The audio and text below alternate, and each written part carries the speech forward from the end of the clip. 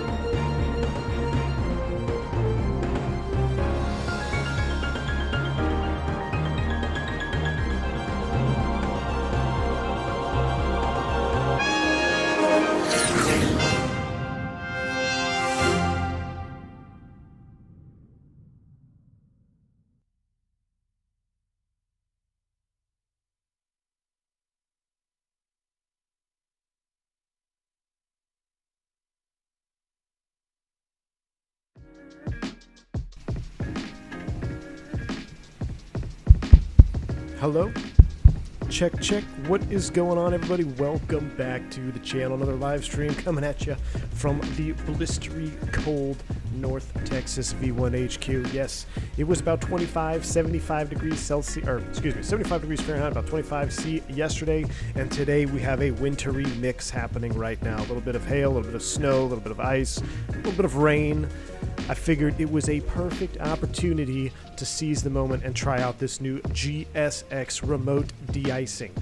Couldn't be more excited for this one, especially since we're going to be operating it under VAAL, American Airlines, a virtual airline, I don't even know, the virtual American Airlines group thing. You know what I'm talking about. Links in the description if you want to check it out. Shout out to them. We're going to be sporting that for this flight as well. So today we have a short flight, Dallas to Memphis. However, because of the remote de-icing, we can really truly simulate how de-icing is done here in Dallas-Fort Worth, and we're going to go step by step through the book. It's going to take quite some time to get off the ground, so we're going to spend quite a lot of time on the ground. I'm going to walk you through real-world steps. I'm not going to skip a single step on how we do this here in real life. Matter of fact, I just had to do this last month, the day before Christmas Eve. I think my members probably remember I put a shorts video out and I showed everybody in the de-ice pad and all that, but had to do some de-icing with some snow in Dallas just before Christmas.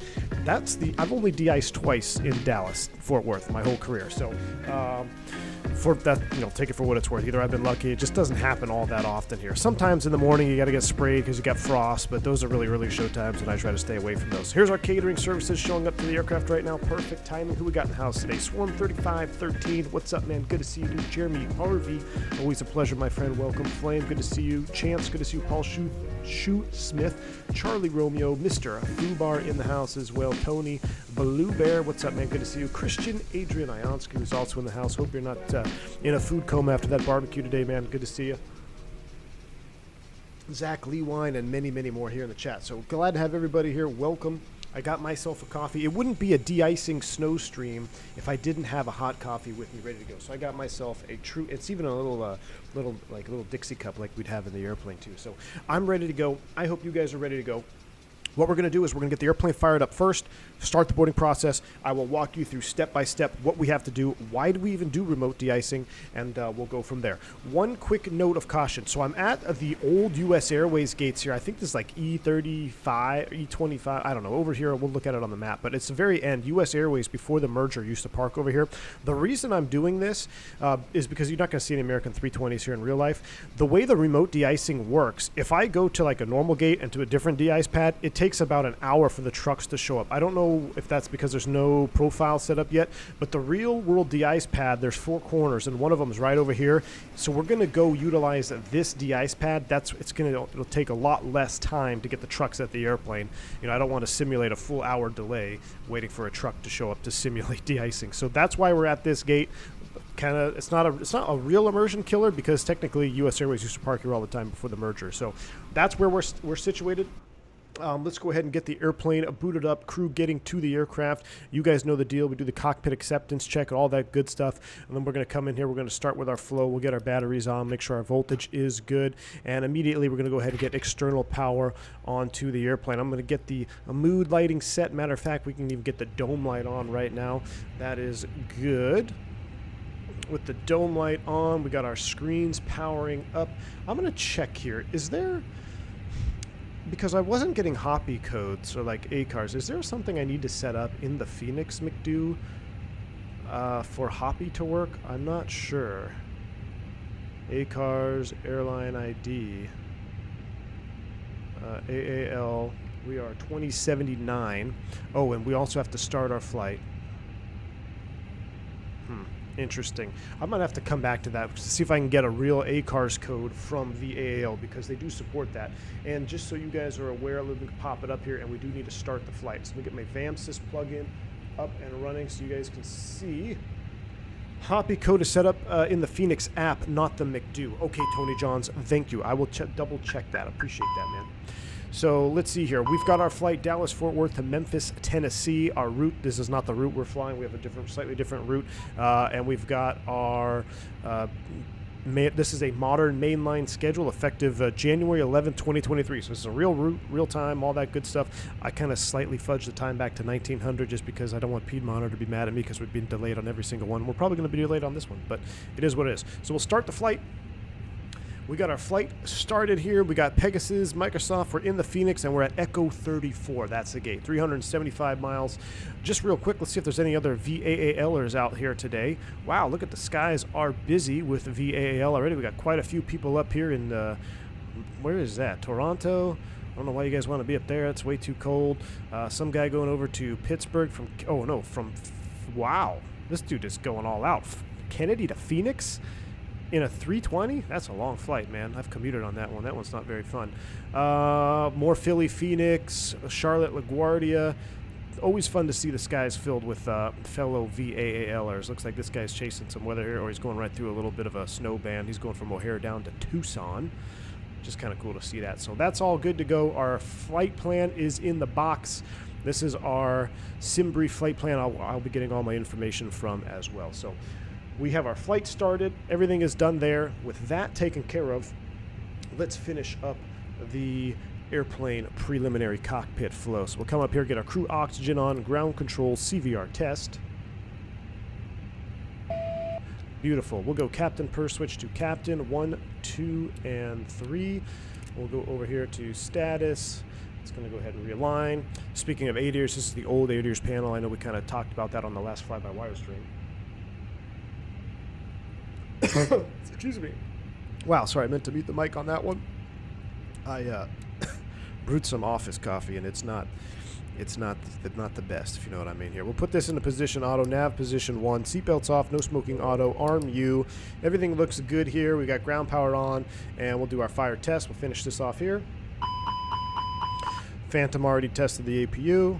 He's outside freezing on his walk around in the wintry mix. That's fine. Why do we have a discharge light there?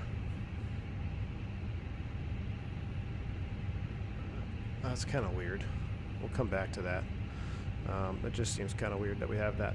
All right, everything else looks good down here. Let's get our hydraulics is in the green. Our engine oil is good to go. Pressurization is in auto. And then we'll go back to the door page. Where is it? It's nice and warm in here, 32 degrees. All right. Let's load this up. Let's go FMGC. That's us. Initialization. Let me clear this out. Matter of fact, we're going to go ATSU, AOC, and flight init. We'll pull it from here. Let me just see if there's any Hoppy ACAR stuff that I need to configure in the FENIX. Let's go into settings. And let's see. SimBrief, Navigraph. So that's there. Is there anything I have to configure here? I'm not sure. I don't see anything for, you know, like any Hoppy stuff over here. But here's our departure METAR, DFW 0409, 2.5 miles, rain, mist, broken to 900. Definitely a little bit slushy out there. Now, there's no active snow right now or ice, but I think GSX will still trigger the de-ice, and we're going to do it just to simulate, walk you through it as well. Oh, the desktop app. Thank you, Tony Johns. Rip. Is there a delay code for office coffee? Flight sim guy.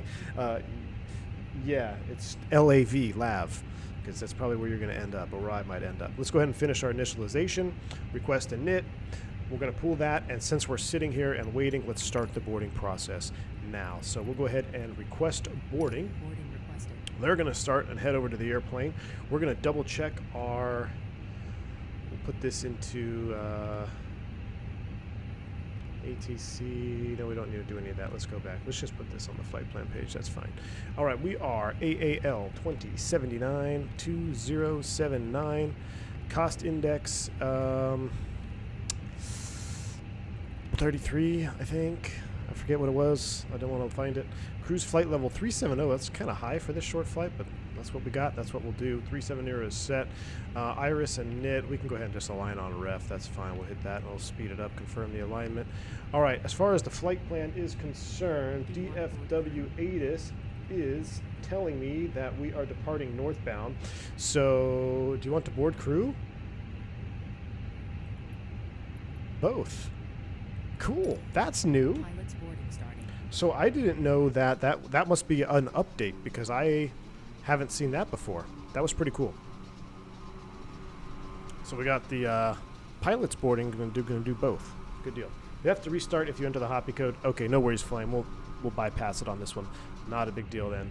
So that is that's good to go. We're expecting to go northbound here in DFW. I'll tell you from experience, if you got a northbound departure and we're going out to the east towards Memphis, you're going to get the east complex. So we'll go to the ground charts here. I'll show you what we can expect, and this will kind of be part of our departure review here. So going to Memphis eastbound, they're going to launch you off the east complex here, because if you launch off 36, then you got to cut across the departing runway, so that's not going to happen. You'll most likely 99.9% of the time get 35 left, Echo Papa, Echo Lima, somewhere in there. Now, as far as de-icing is concerned, there's 4 de-ice pads that are typically used here in DFW. We have the southeast hold pad, we've got the north or the southwest pad, and then the same is up here. Now, if you see, there is a note says D, and if you find it, it says de-icing area.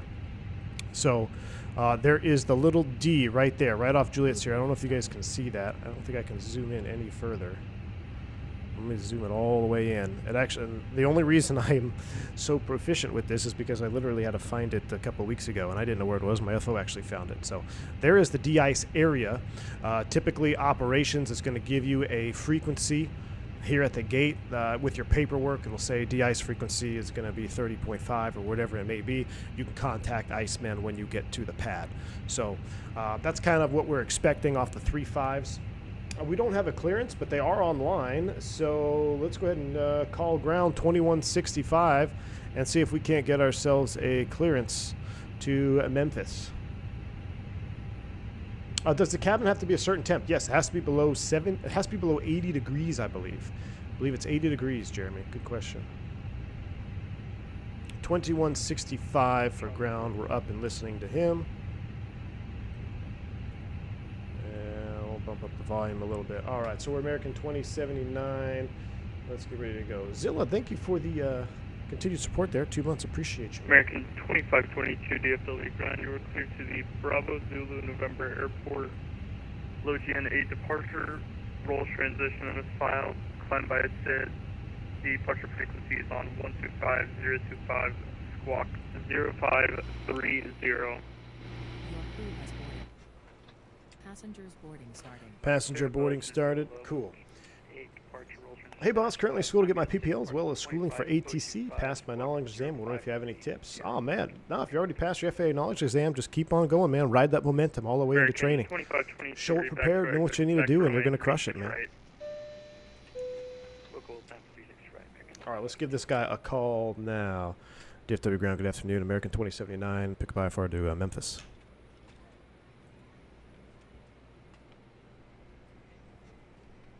American 2079, DFW ground, you are cleared to the Memphis Airport, 430 departure to Fork, then is filed, climb by SID, departure frequency is on 125025, squawk 0562. All right, we are cleared to Memphis, Fork 3, departure, Fork as filed, climb via SID, 2502 for departure, squawking 0562, and we're positive de-ice this afternoon.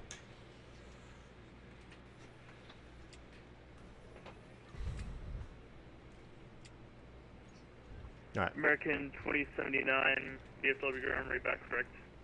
All right. And can you repeat the last part? We're going to be positive de-ice today. Roger. All right. So we're going to be, there's our clearance. I got it in the box there. Let's go ahead and throw that in so we can expect 3-5 left for departure. 3-5 left off the Fork 3. There's the Fork 3 out to Fork, insert. Then it goes into Echo Lima Delta. From there, we are going to join the Hoburg 3 into Memphis. Now, I have no idea what to expect into Memphis. I'm going to say they're landing north. Anybody know what we can do here? Let's go over to our Memphis charts. And actually, you know what? Let's not even do that. Let's go here. And let's go to arrival. Winds are calm, so that would be good. That would actually be better if we land south. So with that being said, let's go back to our Navigraph, and we're going to go to Memphis ground, and we can plan on 18 center. Let's do 18 center for arrival. So we're going to re-scroll this. So ILS 18 center on the Hoburg 3. Off is that El Dorado, ELD? I don't think it's El Dorado. I forget what it is. All right, that looks good all the way out there. Dimitri in the house. What is up, man? Good to see you, my friend. It's been a minute. I am here. Greetings from rainy. What else is new? Vancouver. Mr. Dimitri. Well, it's a rainy, wintry mix here in DFW as well, man. Welcome to the stream. Glad to have you on board, man. Hope the family is well. Hope you are well. Always a pleasure having you stop by the stream, my friend. All right, secondary. Let's go ahead and initialize our secondary. DFW, DFW. DFW, boom. We're going to do our secondary again. If we have to come back, I'm going to land on 3-5 center to the same length. So, and then we're going to go secondary perf and 763, I think. Close enough. Winds are virtually calm. Temperature off the ECAM is 6 degrees. And the altimeter is 2994. So our secondary is set up, done. RadNav, init B, we have our fuel 12.6 is on board, and it is indeed balanced. Insta-fuel does it weird, so it is what it is. I did the Insta-fuel today, so 12.6 on the block fuel here. Hopefully we'll have enough because we got a little bit of extra time with the de-icing. We'll talk about that here. Let's get our tank pumps on. We are 10 prior to push. We're actually at push there, so that's fine. Let's fire up the APU. While that flap opens, I will do one more thing here with our weight and balance.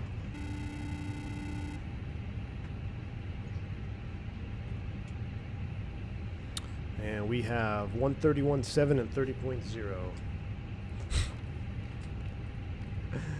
Oh boy.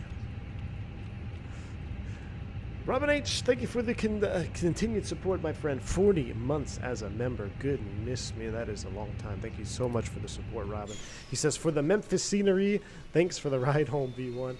Robin H., thank you for the €5 donation there, my friend. I will pick up that Memphis scenery, no doubt about it. I don't have. We'll do it on the next stream. We'll leave Memphis. When ready to tax, I'll get you over the de-icing area. American 279, Roger. Thank you so much, Robin. We'll pick that up. Memphis is home for you. Beautiful place, man. I love Memphis.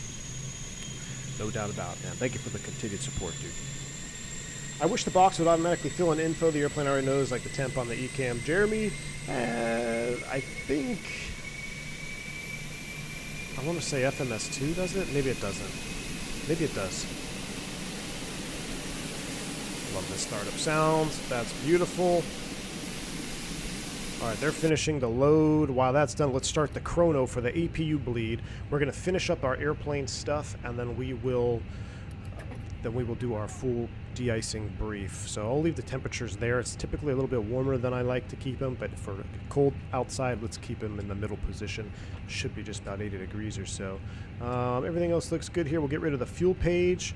The only thing left to do is set our perf speeds, which we'll do. We'll just run it here, and then we'll be good to go. So we are wet.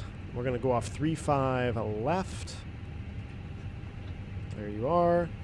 Optimum, we will use Toga, anti-ice, engine, packs on, sync load sheet, sync live weather, calculate, and then we have that ready to go. All right, so with that all done, we're 83% on the bags. Let's step over here and watch these rampers doing their thing, and let's talk a little bit about why we're getting into this remote de-ice and what exactly is it. So anytime there is snow falling or any type of participation that is freezing to the airplane, so snow, freezing rain, hail, you get the picture, you're going to need to get the airplane de-iced. Now, very similar to how we have different types of de-ice and anti-ice systems on the aircraft, the fluids used can also kind of go in that same category. So a type 1 de-icing is just that. It is a fluid that is used to de-ice or remove contaminants from the aircraft surfaces, especially the critical surfaces of the airplane. Now, that type 1 de-ice fluid is orange most of the time, depending on what you use. I think it's pretty much always orange. And it's really effective for getting snow, frost, all that stuff off of the airplane. What it's not great at doing is preventing additional snow and ice to accumulate on the airplane, especially on the flat surfaces like the wings, the horizontal stab.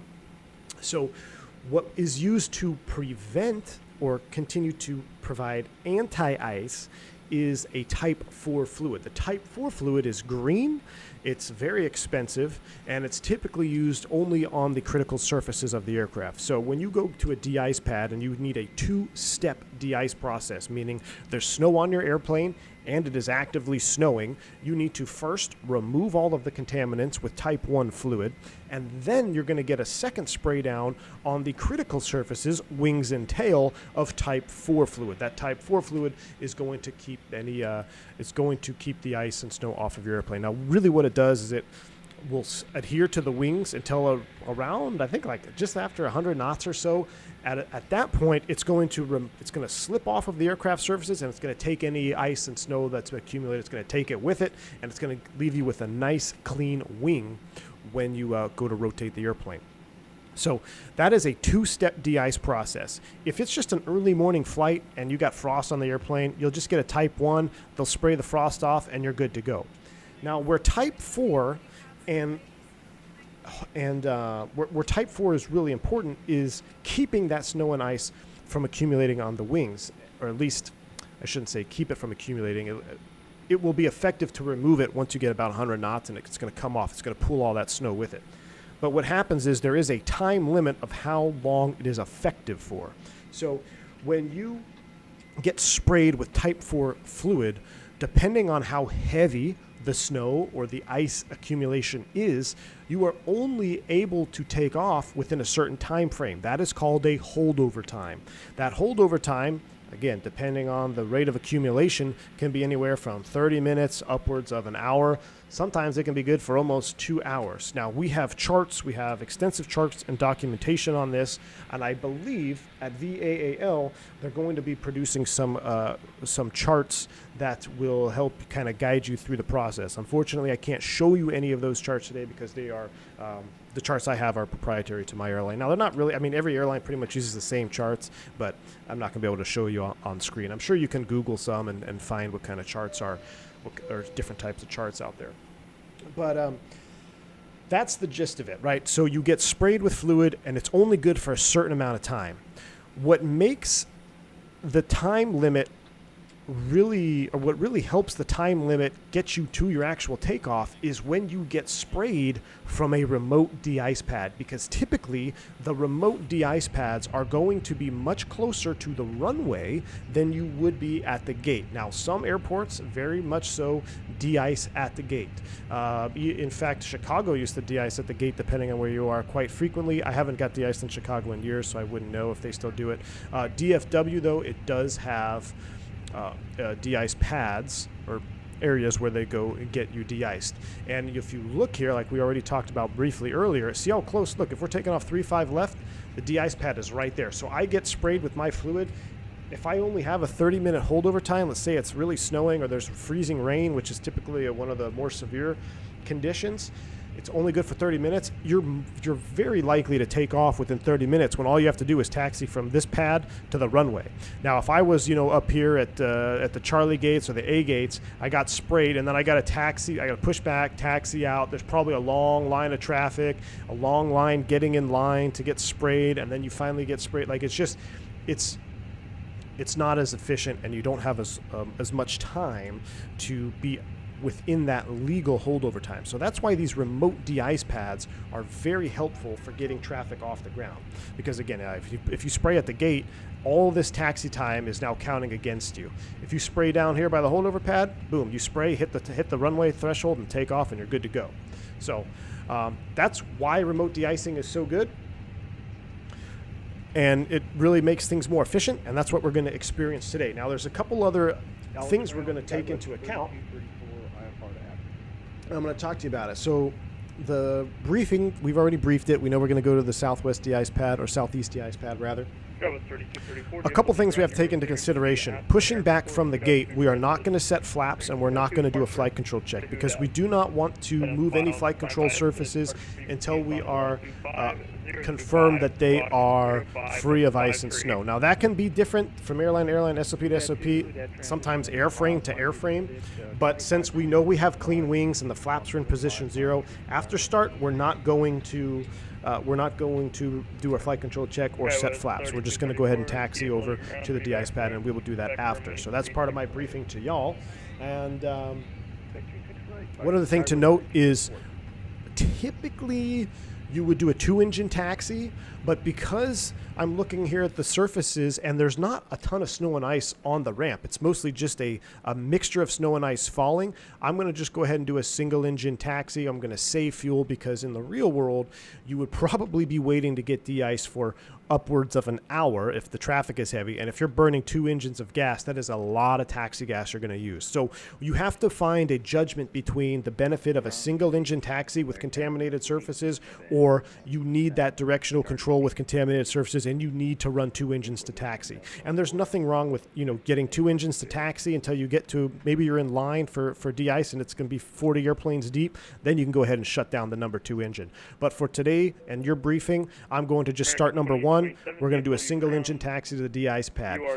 One other thing we have to be cautious of is that when we do a single engine taxi and we have to wait for de-ice, there is a potential that we're going to get a fuel imbalance. So we want to make sure we keep an eye on our fuel as we're waiting to get sprayed. So your briefing is complete. My briefing is complete. We never set the top altitude.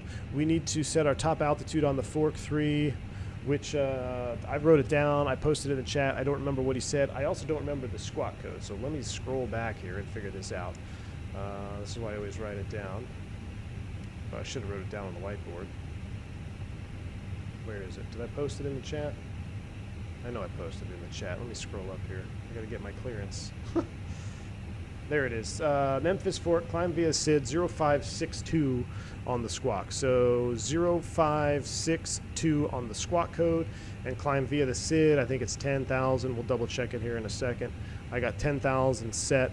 Everything is good. Let me pull the Fork 3 out here. Fork 3 RNAV. We got a climb via. It is up to 10,000 indeed. So that is good. You've been briefed. I've been briefed. Let's button up the airplane and get ready to go. We got our bleeds on, and we are looking good. So let's get GSX ready for pushback and departure. We are not going to get de-iced here. We're going to go to the de-ice pad. Beautiful. Let's go to the FENIX information page. We'll go ground services. I'm going to pull the GPU as well. So that is done. And we are basically waiting on here. All right, so they're ready. Let's go ahead and get the beacon light on, and let's run a checklist. I don't know why we've got a discharged squib up there. That's kind of interesting. I'd have to write that up. All right, sorry if I was kind of ignoring the chat there. I just wanted to get the that briefing done. I missed the super chat. Kanopki, thank you for the continued 2 months of support. My friend dropping all chores because V1 is on, baby. Hell yeah, man. Welcome to the stream, dude. Glad to have you on board. All right, windows, doors, and slides, close and arm, beacon on, thrust levers are idle. Before start checklist is complete. Let's get our Throttletek cab online here with our VAAL red colors. We got the floodlight off. I can get this out of the way. He's doing his departure check. I guess we can throw in the speeds while we're at it. 13, 35, 35, flaps 2. We need to go nose right, tail left. 113, 135, 135 is set. Flaps 2 confirmed. Beautiful. Now I'm going to pull out my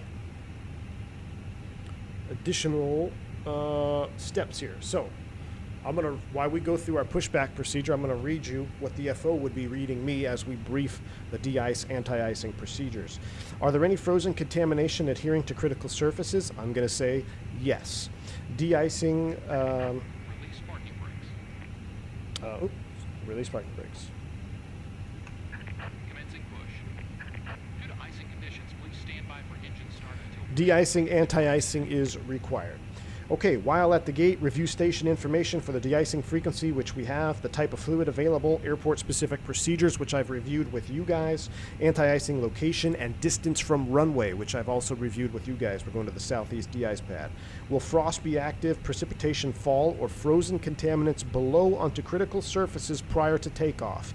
The answer to that question is yes. In that case, 2-step de-icing, anti-icing is required. Now, unfortunately, GSX only provides us with a single-step de-icing, even though you request Type 4. But as I explained to you briefly, in the real-world scenario, you would do a Type 1, and then you would do a Type 4, so you'd actually get sprayed twice. Unfortunately, we're just going to get sprayed with Type 4 on this stream. Determine the holdover time, ranges, and type fluid required. We kind of talked about that. So it's a short taxi to the runway, and we know we're going to get Type 4. We'll get the additional information from Iceman. Consider precipitation, consider the taxi time from anti-icing to runway, and any known delays. So we've considered that. Doesn't look like there's going to be a lot of traffic, so we're going to be good to go. Step 3, do not move flaps, check flight controls, or perform the taxi flow checklist except as directed by this procedure. Caution, do not move flaps, slats, ailerons, spoilers, or elevators if they are not free of ice.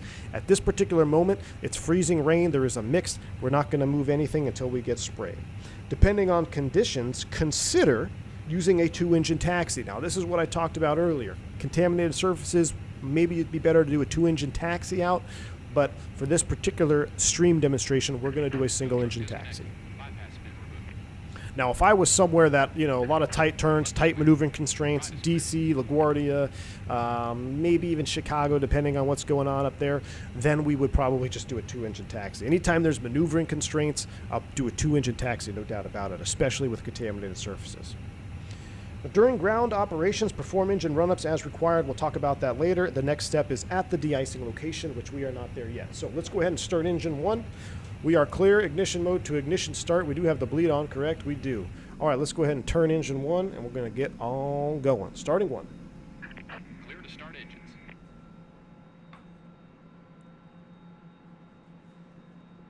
Vinny the Great, good afternoon, V1 in chat. First-time stream viewer can confirm DFW is indeed looking miserable from outside my window. Indeed. Vinny the Great, welcome to the stream, man. Glad to have you on board, dude. Always love seeing new viewers. All right, back to you guys. I'm trying to get a balance of reading chat messages and staying on topic with the stream. All right. Does the de-ice pad simulation only through GSX? Correct, Captain Howdy. This is a GSX feature. Now, I believe once they update airport, if airport developers update, you can actually set specific locations to taxi to, which is going to be really cool. This, unfortunately, is a default to Zobo Airport, so we don't have that. But the FS Dream Team airports and any other third-party airports is going to be pretty sweet. I'm going to do one thing here real quick. I'm going to turn off the cabin lights. I don't like those. So let's go cabin. The lights is coming off. RAs is fine.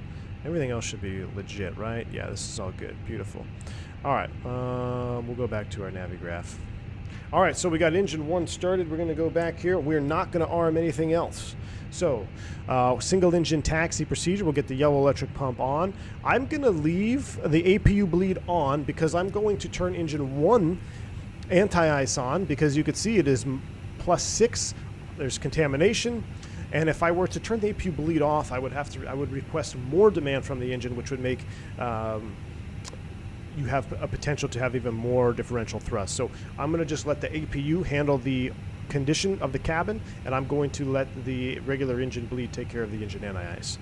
So that is done. We are ready to taxi. Let's get our constraints up here. And one other thing I should mention is... no,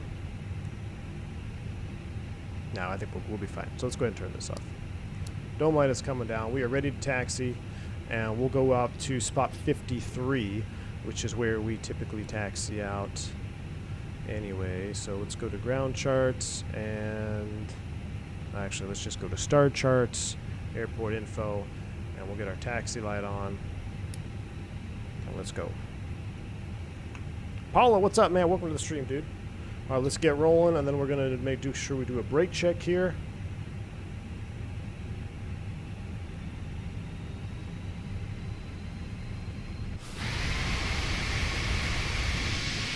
I wish you had, like, that spray effect. Brake check, pressure 0. All right, we'll go up to 53 and give him a call. What is your favorite 320 model in Flight Sim? My favorite 320 model? What do you mean? My favorite 320? The FENIX or the fly-by-wire? No doubt, man. In my opinion, there's no other 320s in Microsoft. You've got the fly-by-wire and you've got the FENIX. That's it. De-ice in Dallas, Lauren V2500. Welcome to the stream. Yes, indeed. It's snow and ice. I can see it. I can see it out the window. We should probably turn our transponder on.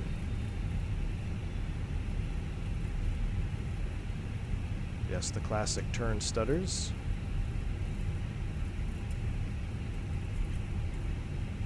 All right, here is spot 53.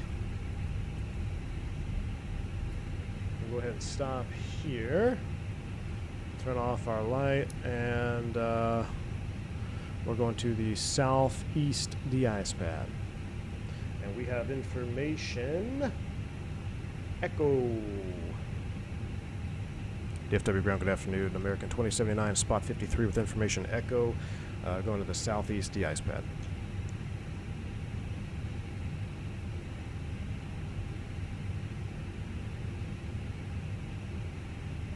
Oh, I have V-pilot off. Alex ground, Skyway 3234. Sorry. with Echo, Had my audio off. Dang it. Does Alright, de-ice fluid American smell? Yes, it does. 2079, DFW ground, taxi to de-icing via Bravo Hotel Alpha. Bravo Hotel Alpha de-ice, American 2079. Bravo Hotel Alpha to de-ice. So, DFW Bravo ground, Delta 967, Hotel looking and for then clearance to Charlotte. Alpha. Delta 967, DFW Oh, ground. Bravo mainline. Hotel Alpha. Yeah, Bravo Skyway Hotel Alpha. 3234, DFW ground, runway. Let's go. Right, taxi via Bravo We never turned the seatbelt sign on. Golf with Quebec. Way to go, guys. And follow the American in front of you. Bravo, All right, let's go, let's go. Back and we'll give way to the traffic. Skyway 3234. Come on, baby. Up the hill here. Yes. Smash that like button for awful windshield wipers. That's about as effective as they are in real life, too. They just smear the window. Delta 967, DFW ground, you were cleared to the Charlie Lima Tango Airport.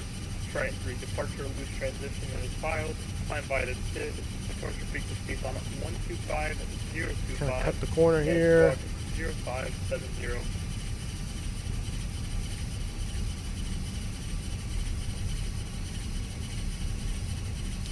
De-icing What fluid is does the indeed departure smell. frequency, Yes, it sorry? does. Sorry, missed your question there, but yeah. Especially if it gets in the packs, and we're gonna talk about that here in a second. Oh, did I go to the wrong spot? Roger, Delta Made a wrong turn. 967, I cleared did. to Charlotte Douglas International. That's via all right. the We'll go down here. 3 departure. Climb via SID. Departure frequency is 125.025. Squawk 0570. Delta 967. So the layout is not quite correct, but we should be right here, and we're gonna get sprayed over here. We're gonna go right here though and get the ice. So in real life, these lights are all in the ground. They're not like on those little post things. So you can taxi on it, and we're gonna go park right here for the pad. But yeah, we definitely went on the wrong taxiway here. Rip. Fake pilot indeed. Of course, our ATC liaison is here, Lauren. She's probably like, wow, this guy made a wrong taxi again. Yeah, this is a maintenance. This is a maintenance area, if I recall. Classic 250-hour pilot move, indeed. That's right, we'll sneak out of here.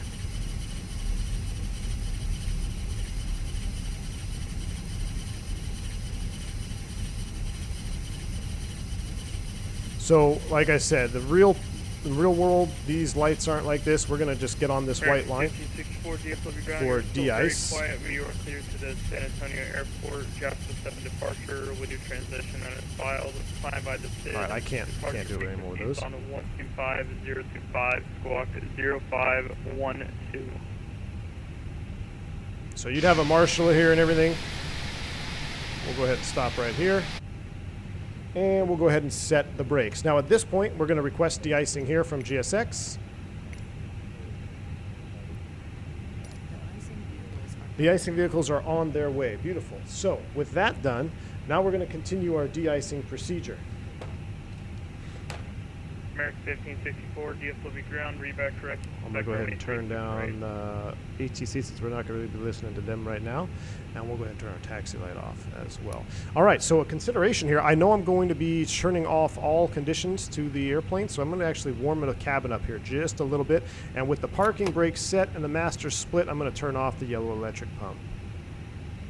I'm going to turn off the yellow electric pump. Thank you. Okay. Back to our briefing here. Okay, at the de-icing location, configure for de-icing. Parking brake on, external air is disconnected. Pressure, cabin pressure mode selector, it is in auto, check. Engine bleed 1 and 2. It is coming off. So engine bleed 1 and 2 off. APU bleed off. At this point, APU bleed will come off. That's associated. APU, if not required, off. So we're going to go ahead and kill the APU. It's not required because we're going to have one engine running. Ditching push button on. Ditching push button confirm on. Contact departure on 15005 and intersection departure at Echo Papa. Okay, we'll contact departure 25 at 025 at the intersection departure of Echo Papa. American 2079, thank you. No problem. Skywest. So I'm going to go ahead and turn him down a little bit. Contact departure on 125 getting. Where were we here? All right, so broadband switch, Wi-Fi aircraft off. We don't have Wi-Fi on this aircraft. Thrust levers idle, confirm. If engine shut down or shutdown required, it is not required. So the engine master for 2 is going to stay off, but we're going to keep engine master 1 on. Notify passengers. So this is when I would make a PA to the passengers in the back. Hopefully our de-ice trucks are somewhere over here. They take a little ways to get to the airplane. That's why we're over here. But basically, you know, you tell them, hey, I've already gone through this briefing with you guys before, that we're gonna get sprayed. Got a little bit of snow on the airplane, a little bit of ice. It's gonna take 10-15 minutes or so, and it's gonna get a little warm in the cabin. Well, actually, 6 degrees. It's probably gonna be pretty pleasant the whole way, so we wouldn't even talk about that. But if it was, if you were in a heavily loaded 321, those airplanes heat up quick, especially if they're full. So at that point, you'd just kind of use caution when you taxi out. You want to get the cabin set at an appropriate temperature. You either want to warm it up before you shut off the air conditioning, or you want to cool it down before you shut off the air conditioning. Most of the time, you're going to want to cool it down. So I don't know why I heated it up. I guess I just went backwards on that. But I probably would have cooled it down depending on the passenger load. Cool it down because you're going to shut it off, and naturally it's going to warm up while you're sitting there with all the bleeds off. So with the passengers notified, then we would communicate with the de-icing crew. Basically what happens is you would get a frequency from the ground controller or from your either the ramp or anybody else, and like the station operations typically will hand it to you, and they're going to give you Iceman. Call up Iceman, he's going to show up, and then you go through your step, standing by, and we'll get there when the ice trucks show up. So that's where we are. We're basically configured for de-ice. We're standing by. What's another thing we have to remember, chat? Since we're sitting here with one engine running, we need to monitor our fuel. So look, we've already got a little bit of a discrepancy coming, so let's go ahead and prepare for a cross bleed. Now, because we are on the ground, we do not need to turn the ignition on for this, so we're going to get our cross feed open, and we're going to go ahead and turn off the low side tank pumps, which is then going to configure a cross feed, not cross bleed, a cross feed, so we can burn fuel from this high side here, so we don't get an imbalance, because you don't want to be taking off with an imbalance. Now, this is still, we could take off with this, but if you forget about it, you don't want to be ready to take off and then you get an ECAM saying you're out of balance, and now you have to wait to balance the fuel, and now you're eating into your holdover time. So there's a lot of little things you're juggling here as you're preparing for getting de-iced and calculating your time to the runway and all that good stuff. So if you're a member, you probably remember the shorts video I posted just before we went to the de-ice pad. This is the exact ECAM we had because we had a nice fuel imbalance. We were cross-feeding on the ground here, making sure everything was good to go. So that looks good. Here are our ice trucks. They're finally coming up to the airplane, so I will simulate another conversation with Iceman. The Iceman, I don't know why this says 614 November Kilo. That's a Spirit tail number. We're actually 107 Uniform Sierra, so Iceman to 107, or 107, go ahead, Iceman. All right, trucks are in position. Confirm aircraft's ready to receive de-icing. That's affirmative, 107. We are configured. Engine 1 is at idle. Requesting Type 1 and Type 4. Copy. Type 1 and Type 4 commencing de-ice 100%. Now at observer. Fluid type 4. Concentration at 100%. I will call you back when ready. All right, so he's going to call back 100% concentration, Type 4, and that's kind of an abbreviated talk with Mr. Iceman. But here we go, and that's actually going to nice spray the green fluid, which is pretty cool. So here's our green fluid type 4. So I wish, man, it'd be really cool. It would be really cool if GSX is coming a long way. I really appreciate what they're doing. If they could get a 2-step de-ice, if we can get type 1 followed by type 4, that would be sweet. Because that would just be the icing on the cake. So here is our type 4 fluid being sprayed.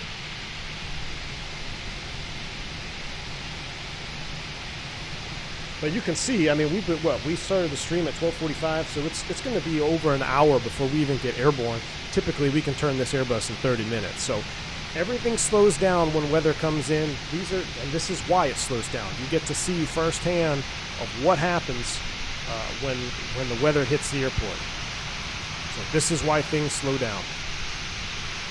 More like de-icing on the cake. I like that. Well, that's pretty cool. I mean, I'm really liking what GSX is doing. I'm really liking what they're doing.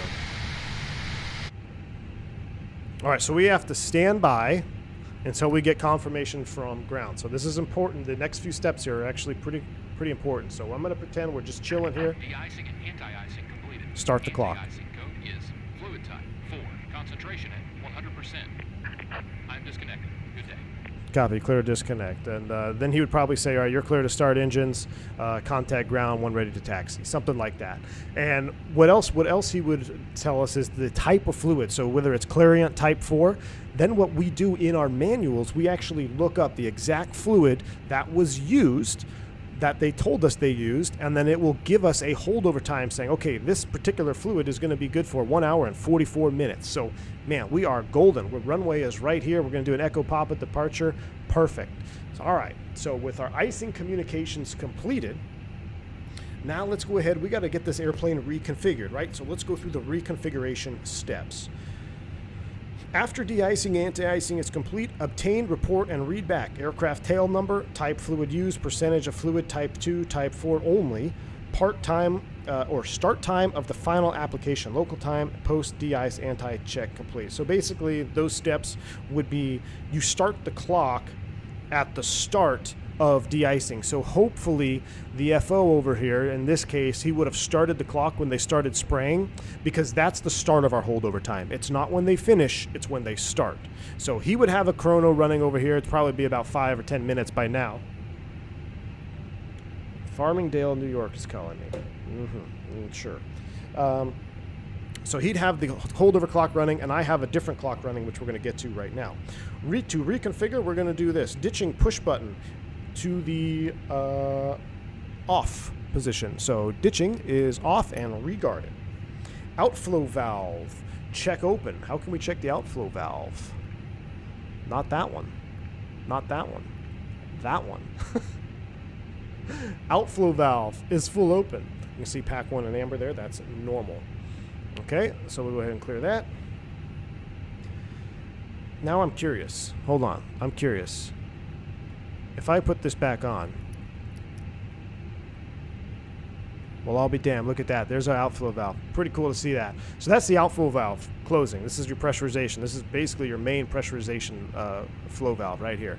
So that's what that ditching push button does. With other valves, basically all holes and valves below the waterline on the aircraft are sealed when the ditching push button is pressed, that being one of them. So that's pretty cool to see that. That's why we do it. I should be better about that. I don't say ditching push button off. This is why. We want to verify the outflow valve is full open. All right, cool. That is complete. Greater than 1 minute after spraying has completed. Engine bleed 1, 2, and on. Look, that's why I started the clock. We're at 3 minutes now. Now we can go ahead and turn the engine bleeds back on, because you don't want to turn the bleed on right away after they finish spraying, because any leftover glycol that can drip down in there, it is very toxic and smells pretty bad, and it burns your eyes, and it's just not a good situation. So that's why we let it burn off there for 1 minute. Engine bleed 1, 2 on. Broadband switch if Wi-Fi does not apply. If engine start is required.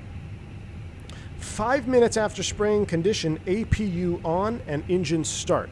So there's 2 ways we can go about this. We can do a cross bleed start, or we can just wait another 2 minutes and we're going to start the APU. And that's what we're going to do because it's not good practice to just blast a cross-bleed start right now because, look, we still got de-ice trucks in position. In a real-life scenario, you might have more personnel around the airplanes and more vehicles. So it's not good practice to do a cross-bleed start in the de-ice pad.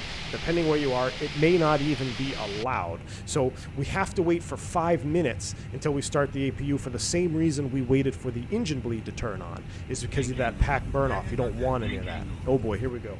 Sir, I have an important message. Your vehicle's warranty has or is about to expire.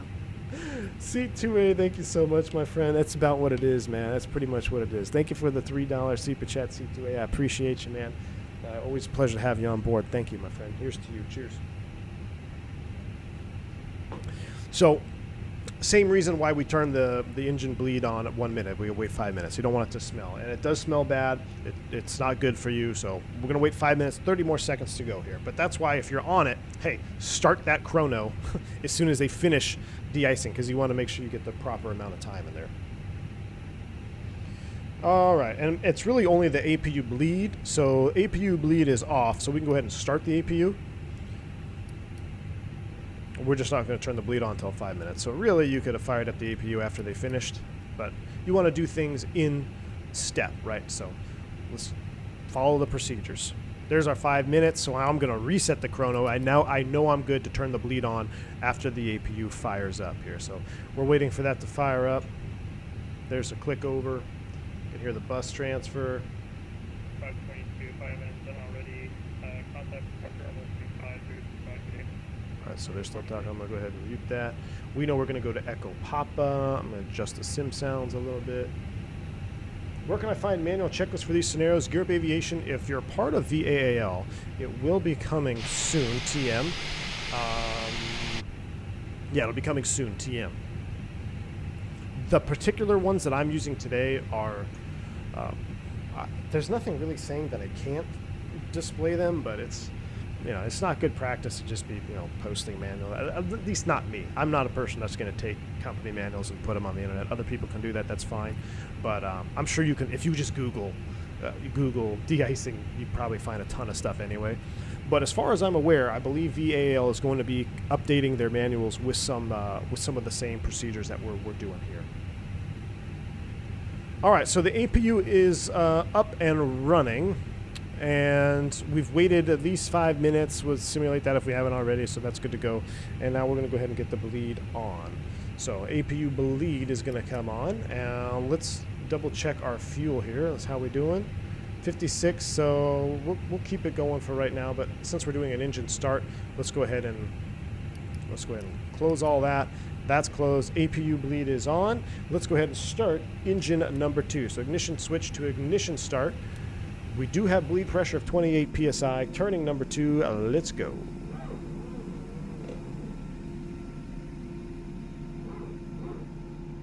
Lauren V2500 says, "Pede monitor, the goat is working hard on it." Excellent, Lauren. I can't wait to see him.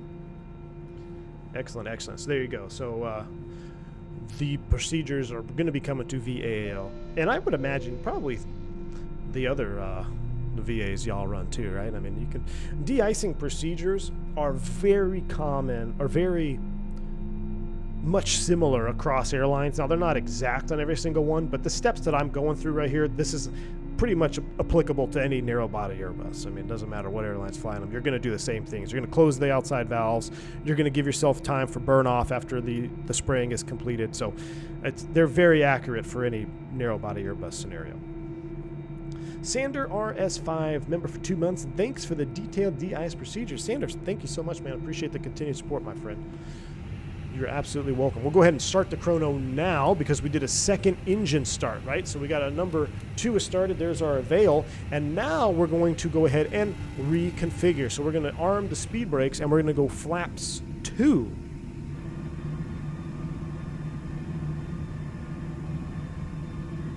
Now, I'm going to pause here real quick. Now, the only reason I'm actually configuring right now is because I know we're going to work. There's no one in front of us. We're going to take off. If if we had a line for takeoff still, say there was like 8 airplanes out here in line for takeoff, we would actually hold this procedure until I'm probably number 2, because you don't want to extend your flight control surfaces now and then get sprayed and then, you know, and then wait forever. It's just, it's better to wait until you're just about ready to go for takeoff before you configure. But there's no one in front of us. We're good to go. Flaps are position 2. That's good. APU bleed off. Engine 2 anti-ice on. APU master switch is off. Beautiful. Prepare for taxi. Ground equipment roof. Flaps. Keep the flaps in. So it actually tells you here in my procedure. Keep the flaps in the config 0 position until specifically directed to extend them by this procedure. Taxi flow clearance, taxi clearance obtained, which we've done. Determine holdover time 3 minutes prior to takeoff. Rudder trim 0, flaps, takeoff setting, pitch trim set, flight controls check, mini brief complete, taxi lineup flow checklist accomplish, perform a run up before takeoff if necessary. Okay, so that's why I kind of skipped front. I just deployed the flaps because we're less than 3 minutes from takeoff. But you would wait, indeed, to extend flaps until you are 3 minutes from departure. J-Dub, $10 super chat, man. Thank you so much for that. A little de-ice, baby. Always appreciate your streams. J-Dub, thank you so much, man, for the support, dude. Huge thank you to you. Positive rates through. And let's get this puppy airborne, shall we? All right, so that's good. Let's go ahead and do a mini brief. It's going to be off runway 35 left on the Fork 3 departure. We're going up to 10,000 feet. First fix is Meckel. All right, that's cool. No questions. Flight controls, full up, full down, neutral, full left, full right, neutral, rudder, full left, full right, neutral. I think it was like 0.1 down on the rudder trim. That's good. Auto brakes max. Takeoff config check. Coming up here. Forward call is done. Oh, I forgot this stuff over here. That's coming on. That's coming on. TARA. That's coming on. And he told us to contact 2502 when ready for takeoff. So let's dial him in there. 125025. Look at that. 1242. I was trying to get this done by 1 hour. And we're going to be pretty much good to go. So we are cleared to taxi out. Ground says go ahead, taxi out Echo Papa, which he gave us clearance to. I'll put my reminder thing away, and let's get ourselves on to Memphis. Tiller cam is stuck. Really? Uh-oh. That's not a good sign. Typically, tiller cam gets stuck when the stream freezes. Oh boy, tiller cam is stuck. Oh, only one camera is stuck. Interesting. Oh, I know why. All right. So tiller cam doesn't work, but my throttle cam works. We'll just roll with it for now. Let's go. I think I bumped the cable. Let me see if I can deal with it here.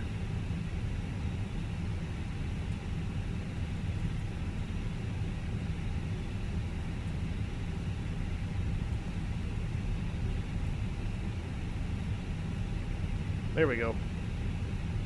Look at that. All right, we're going to Echo Papa. Now I just went over a bunch of lights, but they're not really here in real life anyway, so. 125025, not 25250. Oh.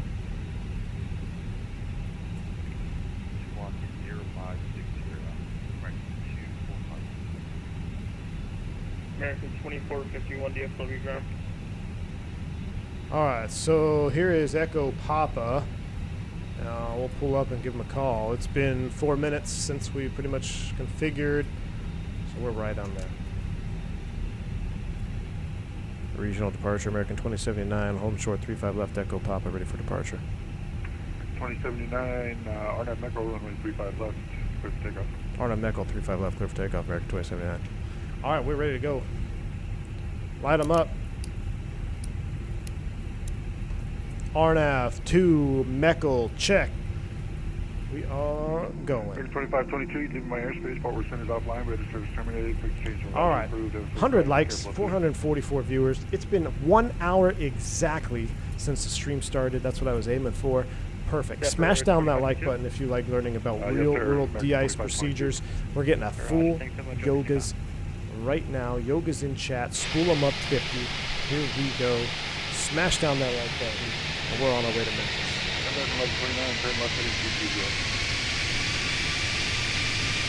Turn left heading to Yoga. Nice little rain band coming in here. Man, Toga, SRS runway auto thrust is blue. Yeah, deteriorating weather right now. Perfect time to get out. 8 knots thrust at 100 knots. Check. V1. At this point, that de-ice fluid would have sheared off the airplane, took all the snow with it. Rotate. Positive rate. Gear up. Navin. Fly with.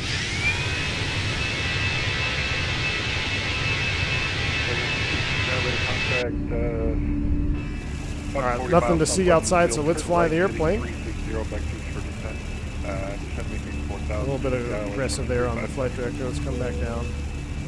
Right turn 360 on 17.7. There's our acceleration altitude. 476, climbing out of my airspace, forward to south line, and race service terminated, cruise change to advisory cruise and safe flight. Thrust, climb, nav, and auto thrust. There's VFE next, minus 10, flaps 1. American 2079, passing 2.6, climb at 10. American 2079, roger, turn right, proceed direct Hannah, climb maintain 17,000. Right turn direct to Hannah, climb maintain 17,000, American 2079. Direct to Hannah, looks good, execute. He also gave us a climb and maintain 17, so we can just pull open climb. Boom. Thrust climb, open climb, Navin, direct to Hannah. And that is an IFR departure, folks. Man, I have to do a podcast to tell you guys my story about my departure the other day when we had the de-ice. I gotta do a podcast because I just remember. I just remember some crazy stuff on that. Flap 0 F takeoff checklist. The all elusive podcast for members only. But we're gonna have to do one. I'll tell you what, we're gonna do it this week. All right, Chaos. We're gonna do it this week. The mother-in-law is coming into town, so I'm gonna figure some time to do it. We are gonna do it this week. Man, yeah, I just remembered that whole scenario that happened. We had something happen to us on takeoff. It's just like, I'm gonna save it for the members. 1129, descend maintain 3,000. All right, we are navid. I mean, there's not much to look at. There's not much to do, so let's go ahead and go autopilot 1. Autopilot 1 is on. Engine anti-ice is on. We're definitely in icing conditions. Looks like there's actually a little bit of a temperature inversion. Look at that. It's climbing up to plus 10. We'll go into full screen cam here. Plus 10, it was plus 6 on the ground, so there's definitely an inversion situation. We'll reset the chrono. That's good. 250 on the speed up to 17,000. This is going to be a spicy breakout, I think. A podcast, you say? We've got at least 3 of these stories that have yet to find their way into the podcast episode. I know. There's 3. I know. Let's see. There's 1, 2. I know definitely 2. I'm sure there's a third one in there as well. But it was actually quite funny. It was just like, yeah. We'll do it this week.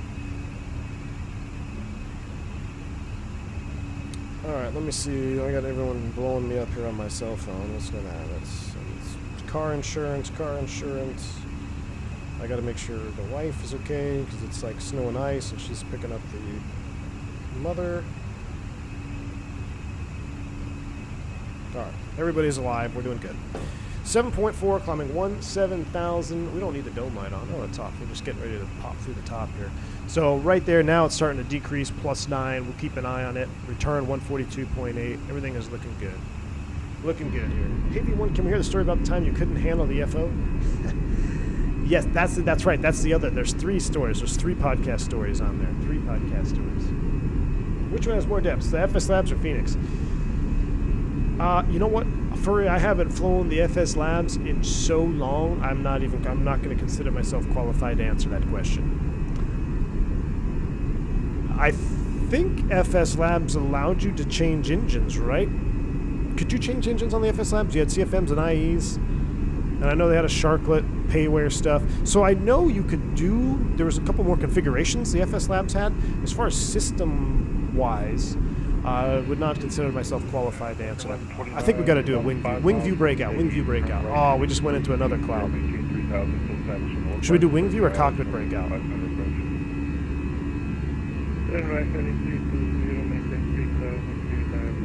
This looks this is so cool though. Oh, I'm glad we were at the wing view for that. American 1129 runway visual. That about 5 is right now. No braking. awesome. Smash down the like button for that wing no view decreased breakout, braking please. reported just yet. Smash down the like button for that wing view breakout. Okay, no decreased braking. That was awesome. I was getting ready to change the camera too, just to see where we were. Oh yeah. Joey Bagpipes, welcome to Private Pilot Sir. Glad to have you on board. Welcome to the V1 community and the Circle of Thrust, as we like to call it. Welcome to the Circle. That's what we're going to call it from now. The Circle of Thrust. We even got the emoji. Team Green, a Circle of Thrusties. Just juice there. All right, let's make sure we're still flying the airplane. Wow, it got bright up here. We're out of 10,000, so let's go ahead and get the lights off. That's coming off. That's coming off. Forward call. Let them know we're out of 10. 320 in the climb out is pretty aggressive, but it seems to be pretty smooth. It's not actually very bumpy. So, oh, here's a nice shot. That looks like it's straight out of one of my shorts videos, does it not? That's straight out of a shorts video for you right there. Look at this. Presidential 26. I need some X-planes. We got any X-planes in chat? I think we need some X-planes in chat. Come on.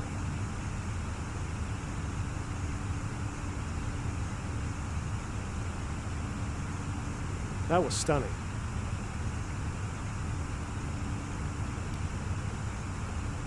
United 118, holding short, runway 36 right. Speaking of X-plane, though, we will probably be back in X-plane here. You know, I was actually going to do it maybe even today, but I have to. I needed to configure it. I needed to make sure everything was running. We'll probably be back in X-plane. I want to say even the next stream. We might give the 319 a whirl. I want to see some of the updates that has happened over there on the Toga side of things. I know it's got some updated ACARs and all that good stuff. And I want to make sure my X-plane 12 is up and running for the 320 Neo from Togas, because I will be very, very interested in seeing that airplane as it comes to fruition here in March. So I need to get my X-plane 12 up to date and good to go. So you can probably expect an X-plane 12 stream here very soon. Man, there's the XP GoPro view. American 2079 regional approach. Is it 2 short dings or 1 long ding at a 10K? Captain, like it'll depend on the airplane you're on, like what kind of sound or cabins. Oh, he's calling me. American 2079, go ahead, sorry. 2079, you're leaving my airspace. Forward center is offline. Radar services terminated. Frequency to advise your crew. Have a safe flight.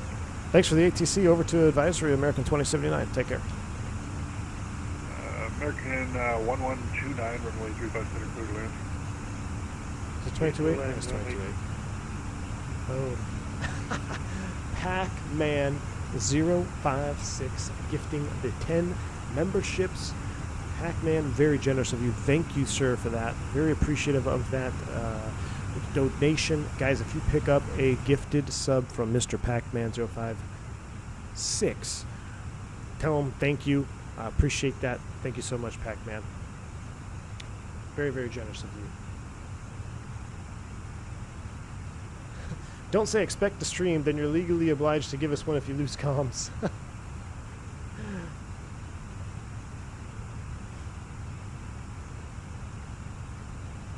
Going into another cloud here, but honestly, it's pretty smooth. We're at 17. There's no one else online, so let's take it all the way up to our cruise altitude of 37. Oh, not 47. Let's do 37. Let's go. 37.0 is blue. Thrust climb, open climb, and we are on our way out of here. I'm gonna go ahead and pause the alert box for the upcoming ring-a-ding-lings, courtesy of Mr. Pac-Man. All right, let's take a look at our... I have a theory. Hold on.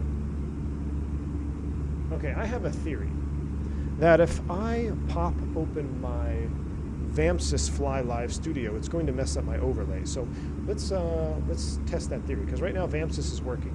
So let's take a look at VAMSys. Take a look at our ACARs. You can see here our pushback. We're on our way. That looks good. We'll take a look at our map. So you can see we are about to fly through some stuff here over Shreveport. Good thing is here in the wintertime, a lot of these not even squall lines, but a lot of these thunderstorms that move through the country are pretty low level. As you can see, that's pretty well depicted here. It's only coming up to about 25, maybe 30,000 feet in some areas. But summertime, much different. These things go up to over 60,000 feet. So it looks like today we're in the clear because it's pretty much a low-level rain, not a lot of super convective activity, just low-level stuff. So even though it looks really bad on the map here, it's not going to be too terrible. So that looks good. You guys are liking the front view. I'm with you. So we'll go back here. Chance, you got to head to class, my friend. Take it easy. Thank you for stopping by and the continued support of 7 months, dude. Thank you so much for that. Appreciate you. All right, but we're up and out of here, so we'll go ahead and get rid of Vampsis. They're tracking us, doing Vampsis things, and we're getting ready to settle in here for our cruise over to Memphis, Tennessee.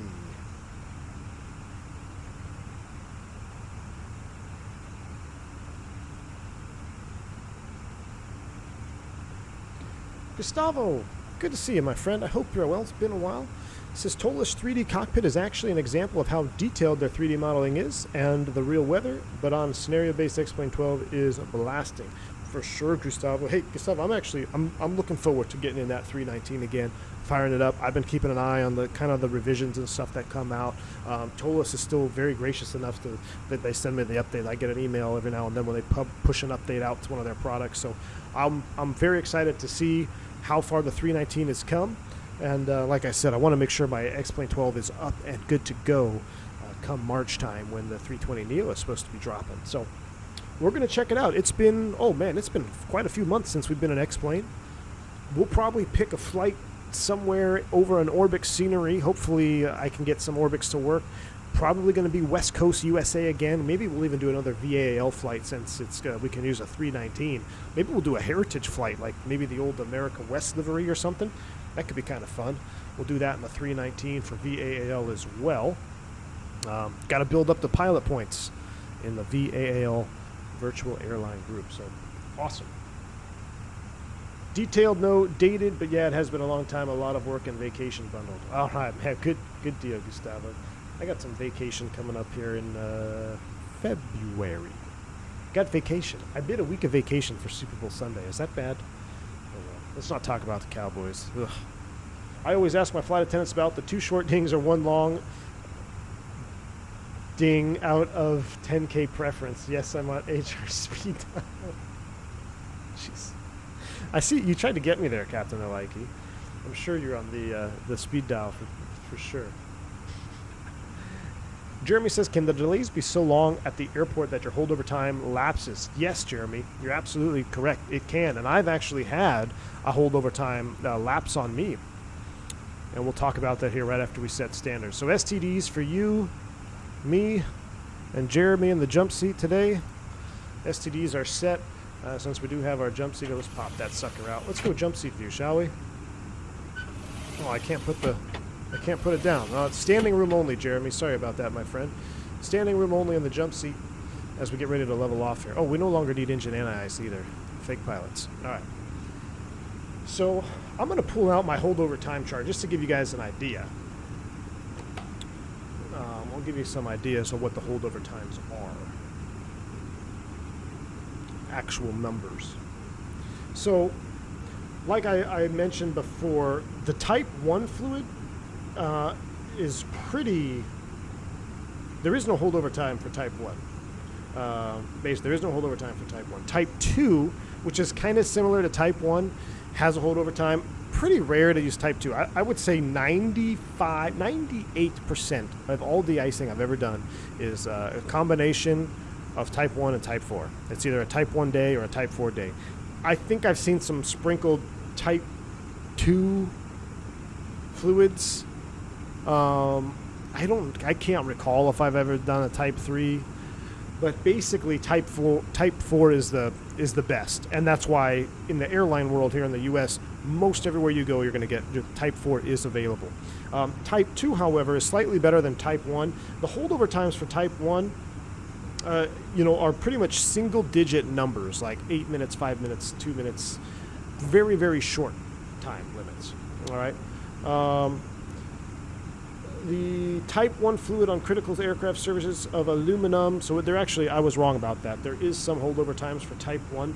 For SAE Type 1 fluid on aircraft surfaces composed predominantly of aluminum. So let me give you an idea here. So if the temperature was between, let's say, -3C and above, that's what it was for us today at DFW. It was about 6 or 4C there on the ground. And we were in probably light snow, snow grains, or pellets. The holdover time is then going to range around 11 minutes to 18 minutes. If it was very light snow, snow grains, or pellets, which that's probably more realistic because that's kind of what I saw when I drove to the office today. We had some light snow grains that were falling. It was about 18 minutes to 22 minutes of holdover time. Now, of course, as this gets more moderate, the times get less. So if you have moderate snow grains or snow pellets, you have between 6 minutes and 11 minutes. All right. Now, as an example, let's use the same conditions, but for Type 4 fluid. A Type 4 fluid for very light snow, grains, or pellets is 1 hour, 55 minutes up to 2 hours and 20 minutes of holdover time. That's at the same temperature, outside air temperature, and that's a fluid concentration of 100%. That's what we requested today from GSX. We requested 100% fluid concentration. That would have been good for up to 2 hours and 20 minutes, where a Type 1 fluid would have only been good for 22 minutes. So think about that. 22 minutes may seem like a long time, but in reality, if it takes me 5 minutes to do APU bleed before I can start engine, there's 5 minutes off the clock. So now you're down to, what's that, 17 minutes? And then let's say you got to wait another 3 minutes after engine start for warm-up time. So now you're down to 14 minutes. Now let's say there's 5 airplanes in front of you at 2 minutes or 3 minute departure intervals. That's 15 minutes. You've already exceeded your holdover time. So it goes by very, very quick when you only have, 15, 20 minutes of holdover time. But that Type 4 in the same conditions was 2 hours and 20 minutes at the high end. So you could see it's much, much more relevant. Now, in the worst cases, in moderate snow, grain, and pellets, Type 4 fluid is good for up to an hour, depending on some other factors, but anywhere from 30 minutes to an hour, whereas the Type 1 fluid was only good for about 6 minutes to 11 minutes in the heavier snow scenario. So that's kind of just a rough estimate there. You're talking single digits or teens with Type 1 and hours plus with Type 4 fluid. So it makes a huge difference when you get sprayed. And those times can lapse. If they lapse, then you got to go back to the de-ice pad, and I hope you have enough fuel to get back in line, because in the particular scenarios that I've experienced, I've actually had one where we went all the way to the ice pad. We got sprayed. It took a very, very long time to get to the runway. This was in Philly. And then when we get to the runway, our holdover time lapsed. So now we had to go back to the de-ice pad. And then once we got to the de-ice pad again, our fuel for takeoff wasn't going to be enough. So now we had to go back to the gate, get more fuel. And now we have to go back out, get sprayed again, and then go take off. So that's what you try to avoid, and that's what a lot of these airports really have been improved with. Philly, I rag on Philly a lot. Number one, because I used to be based there, and number two, because I hate the Eagles. But Philly used to be probably circa 2012 to, I'd say probably 2015. I don't know when they started the major construction, but any time up prior to about 2015, 2016 even, Philly used to be notorious for just becoming a parking lot in poor weather. North flow with snow and de-icing, it was awful. It was not efficient. The de-ice pads were not efficient. But now they've added several different de-ice locations. They've added some taxiways, so traffic flows much smoother, and that really helps save money amongst all the airlines when they have to go get sprayed, because they can efficiently go to the pad, get sprayed, take off, good to go. When you start doing these gate return things or returning to the de-ice pad, you are just burning hundreds of thousands, or hundreds if not thousands, probably definitely thousands of dollars just going to waste because of inefficiency on airports. So a lot of the airports that were problem airports have gotten much better. LaGuardia is still notorious for being pretty trash about that. Although I will say the new LaGuardia terminal is pretty nice. So I know I like to call it La Garbage a lot. I went and got a crepe the other day at that. I forget what terminal that we were at, but yeah, there's a nice crepe place there in LaGuardia. They got like some fountains and stuff. It's gotten a lot better, that's for sure. You can't refuel on the de-ice pad. No, there's no fueling on the de-ice pad, Flame. Jeremy says, so you have to request de-icing in real life and you can't just taxi over to the pad? No, Jeremy. So depending on how the airport operation works, you'll contact ground and they'll put your name in the hat. So for instance, the real world example I have for you is last December here, just before Christmas, we knew we had to get sprayed. So my ramp, actually my ops agent told me that they called us on the ops frequency and said, hey, this is the ice frequency. This is the Iceman frequency that you're going to need, and contact ramp. And they'll put put your name in the hat for you. And so we told ramp that we were going to be positive de-iced even before the airplane boarded up, because what they're trying to do is, because of so much traffic in these high volume, high density airports, you can't just push everybody off the gate and go send them in line to wait de-ice, because now you're also wasting money because everyone's out there burning fuel. So what they do is they hold you at the gate until there's a certain number of airplanes, 15 or 20, and then you can get released to push and go taxi and get in line. So they hold everybody at the gate, at least they try to. That way it's not just everybody push and now everybody's out there waiting 60 in line for de-ice. They hold you at the gate, the doors open. Sometimes they delay boarding. Most of the time though, you're going to be boarded up and just waiting at the gate for a push time. And then once you push off the gate, your name, you're already in line for the de-ice. Call ground, they know where you're going. You go over to the pad, you get in line, and you're good to go. Delta got their own pad for Detroit at full right though. Yeah, well, Delta's a different breed, my friend. Gustavo says, in my experience, the best de-icing in U.S. is MSP, no questions asked, then Detroit, the worst offenders, JFK. Gustavo, I agree 110% with you. MSP is fantastic. Minneapolis, Minnesotans, they're just crazy, but they're a different breed as well. I mean, anybody who lives in Minnesota it's crazy. I mean, the amount of times I almost died in a van on the way to the hotel in Minnesota, I could probably, it's probably in the double digits by now. It's like, oh, there's snow and ice on the roads. Doesn't matter. We're just going to go 75, and we know how to drive in it. Like, okay. But yeah, de-icing is very efficient in MSP, and for some reason, I always have really good landings in St. Paul. But definitely, JFK is for sure an offender. JFK, LaGuardia, the whole Northeast is still kind of tight. But superior aviators, Delta, for sure, man, for sure. You know what? It's been a really smooth ride, so let's go ahead and kill that seatbelt sign. Seatbelt sign is coming off. I should have turned that off. That wasn't quite off. Seatbelt sign is off. We'll let them roam. Pretty short flight over to Memphis. Only 270 miles to go, so we'll settle in here. About 1,500 feet to level off. We'll just enjoy some wing juice here. In Florida, we're like, what's the ice? Right, man. No lie, man. In fact, I've told this before, but there was one time when I was in Jacksonville. This was on the Embraer 170. There was like a frost or like a crazy freeze that happened in North Florida. And we had frost all over the airplane. And they had no de-ice foot. We don't have de-ice trucks here.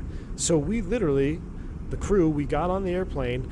We were pushed over to a sunny spot on the airport. And we turned the airplane so the wings were facing the sunrise. And we waited until the airplane thawed out. And then we went back to the gate and boarded up. That was how we de-iced in Jacksonville, man. Indeed. Quick question, what are your thoughts on the Cowboys going further than they have been in 30 years? Oh, fam, man. Cowboys are just... Dak Prescott is the best regular season quarterback I've seen in quite some time. But that ain't going to get it done, man.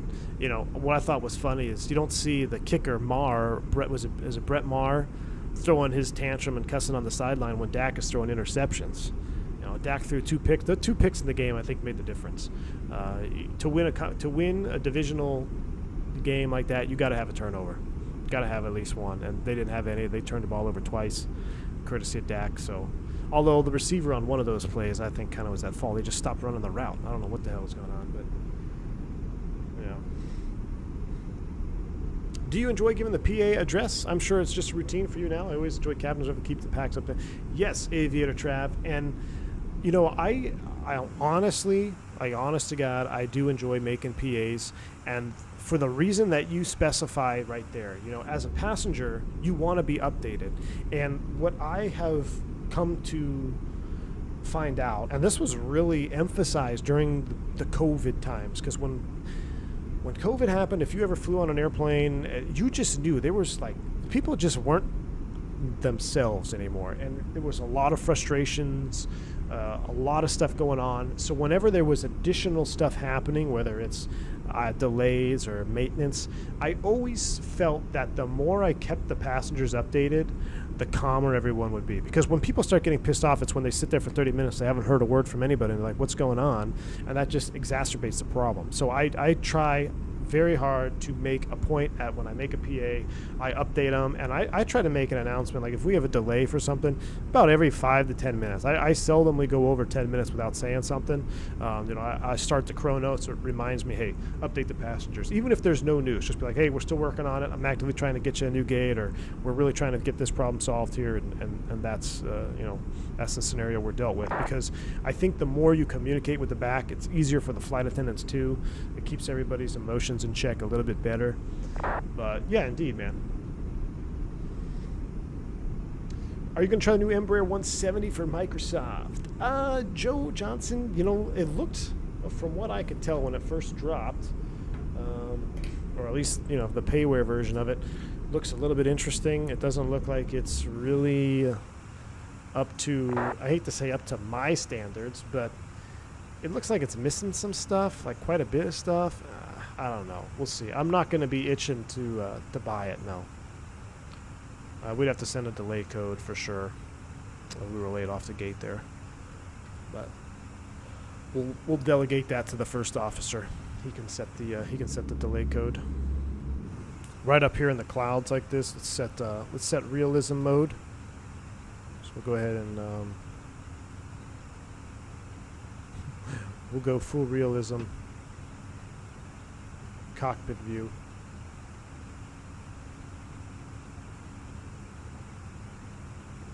There we go. That's realism cockpit view for you. Jump seats right about there. Even if you have to repeat the same info again, it's better than nothing. Oh yeah, for sure, Jeremy. I agree. I just want an honest answer. Do pilots have addiction issues? I'm assuming they do, but how does the airline industry handle that kind of thing? There are steps to take within an airline if you have issues like that. Whether it be alcohol or substance abuse, anything of that nature. There are programs in place. Most of the time, though, until you'd have to be if you're in a program, you're probably not flying until they deem that you're fit for duty. But does it happen? Yeah. Oh, I've seen it happen for sure, man. Pilots are humans, man. We're no different than anybody else. People have issues to deal with, and there are steps to take. No doubt about it.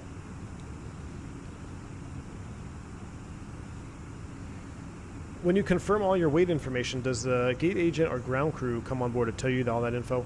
Hazard, that will depend depending on the airline. So some airlines' SOPs are different. American specifically has a pretty significant delay between getting numbers and being ready for takeoff.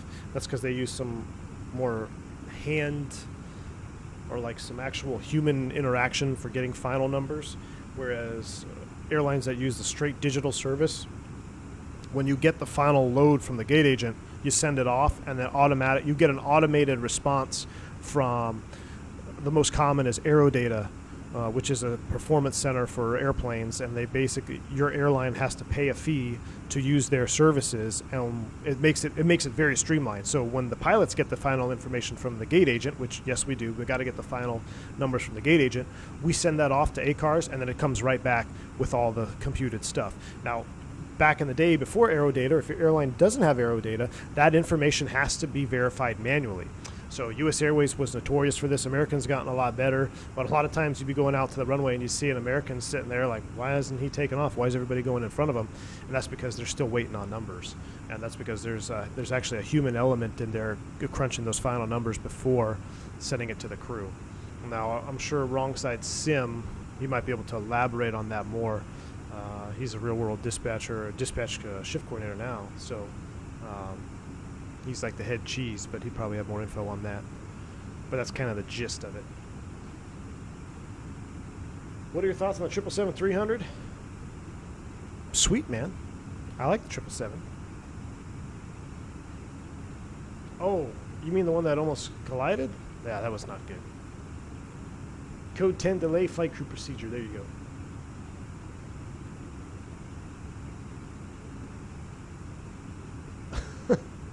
I hear you, Raymond. Hey V1. So I flew the FBW from Oslo to Amsterdam and had an electrical/hydraulic failure. ECAM said land ASAP. I thought what would V1 do? Lol. I was able to hand fly the final 70 miles and landed. It was brutal toe and I... It was brutal and I was sweating by the end. Callie Simmer, thank you for the $10 bank angle check. Right back at you. I never get tired of that bank angle check going off, man. Thank you so much for that $10 dono. But wow, I'm very good that you got it down the road. You had an electric hydraulic failure. Interesting. But yeah, you get that land ASAP message. That basically means, Callie Simmer, when you see that, that's an emergency. That's land ASAP. There is no ifs, ands, or buts about it. It means get your butt on the ground now. But you hand flew 70 miles and landed it. That's awesome, man. That's a good job. Hopefully that was the nearest suitable airport, because if it wasn't, and you flew over a suitable airport, you'd probably have some paperwork to fill out on the once you get in. You're probably still going to have some paperwork to fill out, but glad you got her on the ground, man. Congratulations on getting that one in. And it's good. It feels good, doesn't it? When you get some type of failure like that, and you are still able to complete your flight, you get that different level of satisfaction when it's all done, doesn't it? And even though it's hard and kind of stressful, when you do end the flight, you're like, man, we just had that failure back there and we're on the ground now. It's a different level of satisfaction, so always cool to see that. Never had a failure, wasn't trying for it, that's for sure. Interesting, Callie Simmer. I wonder why you got the failure then. That is kind of weird. Let's pull out the old iPad here. Let's start looking at Memphis. I haven't been to Memphis in forever, so let's take a look at this star, make sure we're not gonna screw anything up. As far as ATC, we're looking pretty good. No one's online over there, so we're good. Does Texas cancel school for snow? Most of the time, yeah. Utah doesn't. Maryland cancels for cold or threat of snow. Jeremy, yeah. Texas most of the time. If it's going to be freezing roadway conditions, they'll start canceling. Yes, indeed. All right, Memphis arrival. I'll just go to start. I already start them. No, I didn't start the arrival. Rip. All right, airport info 18 Centa. And as far as the star is concerned, we're on the Holbrook. The Holbrook couple, let's see, Otis 290. I'm not sure where we're coming in from. We're coming off of El Dorado. I was right. El Dorado. 290 at above 16. Bottom altitude for landing south is going to be Skis at 4,000 feet. So Skis at 4, which we're still 80 miles out. But let's go ahead and dial in 4,000 up here so we don't have to pull it up again. We got 4,000 set for Skis. If we get a descend via, we'll verify those waypoints are in there. And we're going to transition into an approach for the 18. Is it 18 center? Yes, it is. What other approaches we got? We got ILS to 18 center, which looks pretty boring. We've got an RNAV RNP Yankee 18 center, which looks pretty boring. We've got an RNP X-ray 18 right, which we're not going to land on that one, but that also looks pretty boring. Memphis is just kind of a pretty boring place to fly into, I guess. Which is it's a good thing in real life. We got RNAV Zulu 18 center. Memphis is arriving 36 left and right. 27 18 center and 36 center is closed. Oh, okay. Well, that's going to change things. Let me pull out let's get an ATIS real quick here. Let's get an ATIS from Memphis.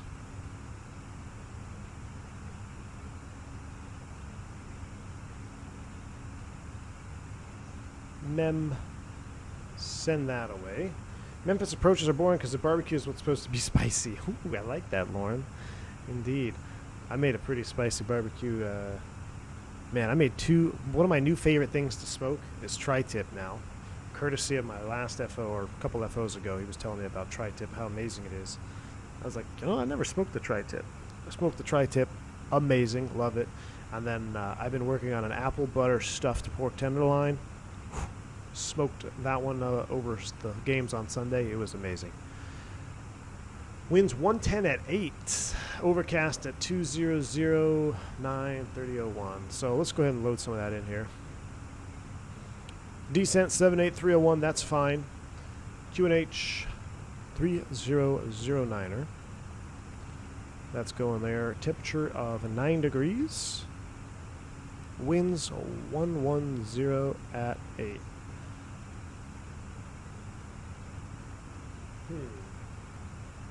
Dude, I smoke brisket? Of course, man. Al W, what's going up, my friend? Good to see you, Al.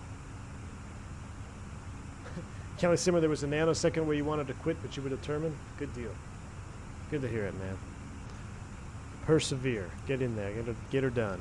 Get her done. All right. Well, this is going to change things if we got to land northbound, because this arrival... Lauren, what arrival do I take for north flow? Nope. Nope. Nope. Yep. What's this one? We're doing this one. The Marvel. Alright, Marvel is going to bottom out. Well, that's for the other direction. So, turbojet, turboprop landing south. No.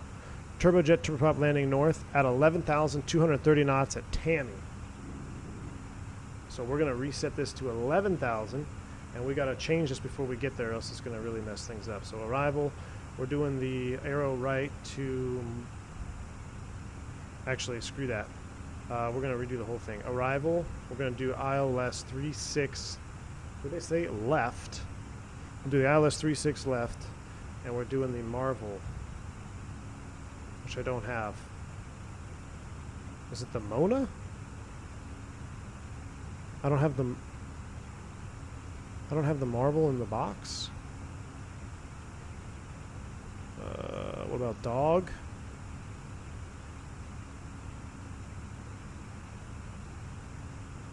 None of these are gonna work. Barbecue 3. No. Oh, we could do the barbecue 3. Buzz 3, no. Alright, I tell you what, screw it. We'll just land. There's no ATC on. Let's just leave it. 4,000. We're going to land 17. Boom. Set. Mock descent. Thrust idle. Here we go. Erase that. We're high on path. That's fine. We're going to land ILS 18 center. Immersion killer. I mean, we'll be fine. ILS 18 center. I don't get to break the rules often, but when I do, I want to make sure I break them on Microsoft and not real life. So 18 center. 657 is the bottom. We'll put 657 in the barrow. That is set. Get that out of there. Don't need more drag just yet. We were a little bit late. Pressurization bug pops up when we start down. 657 in the barrel. We'll get our LS push buttons on. 4,000 at the bottom. We're a little bit high on path, and we're also way fast. And I don't know what's going on with our speed carrot here. So I tell you what, we're going to do this. Why are we dive and drive? We'll do a 7-8 selected. Speed brake out. Let's get her down. There we go. Spent 20 minutes in the box. Short flight. Harold Phoenix, thank you for the continued support, my friend. Hello, V1. Hello to you, sir. Welcome. What smoker do you use or recommend? Alberto. So, I have a Camp Chef. Camp Chef? I have a Camp Chef as far as pellet smokers. This is what I'm obsessed with. I used to have offsets. I had a Longhorn. I think I still have... I've got another offset that I like. I have 2 offsets. I'm probably going to sell both of them here pretty soon. I'll probably keep one. But as far as pellet smokers go, which I'm all about now. I was a purist before, but I'm loving the pellet smoker thing. I have a Camp Chef Woodwind Pro. I think that's what it's called. But there's a new one out now that I would recommend, Alberto, and it has an additional like smoke box. I gotta think what it's called. because I actually want one. So what happens, yeah, I have a Woodwind Pro, but there's a new one that has like a little box where you can actually add wood. And I can't find it here. I think it's the new Woodwind, yeah, so the new Woodwind Pro 24 or whatever size you would get.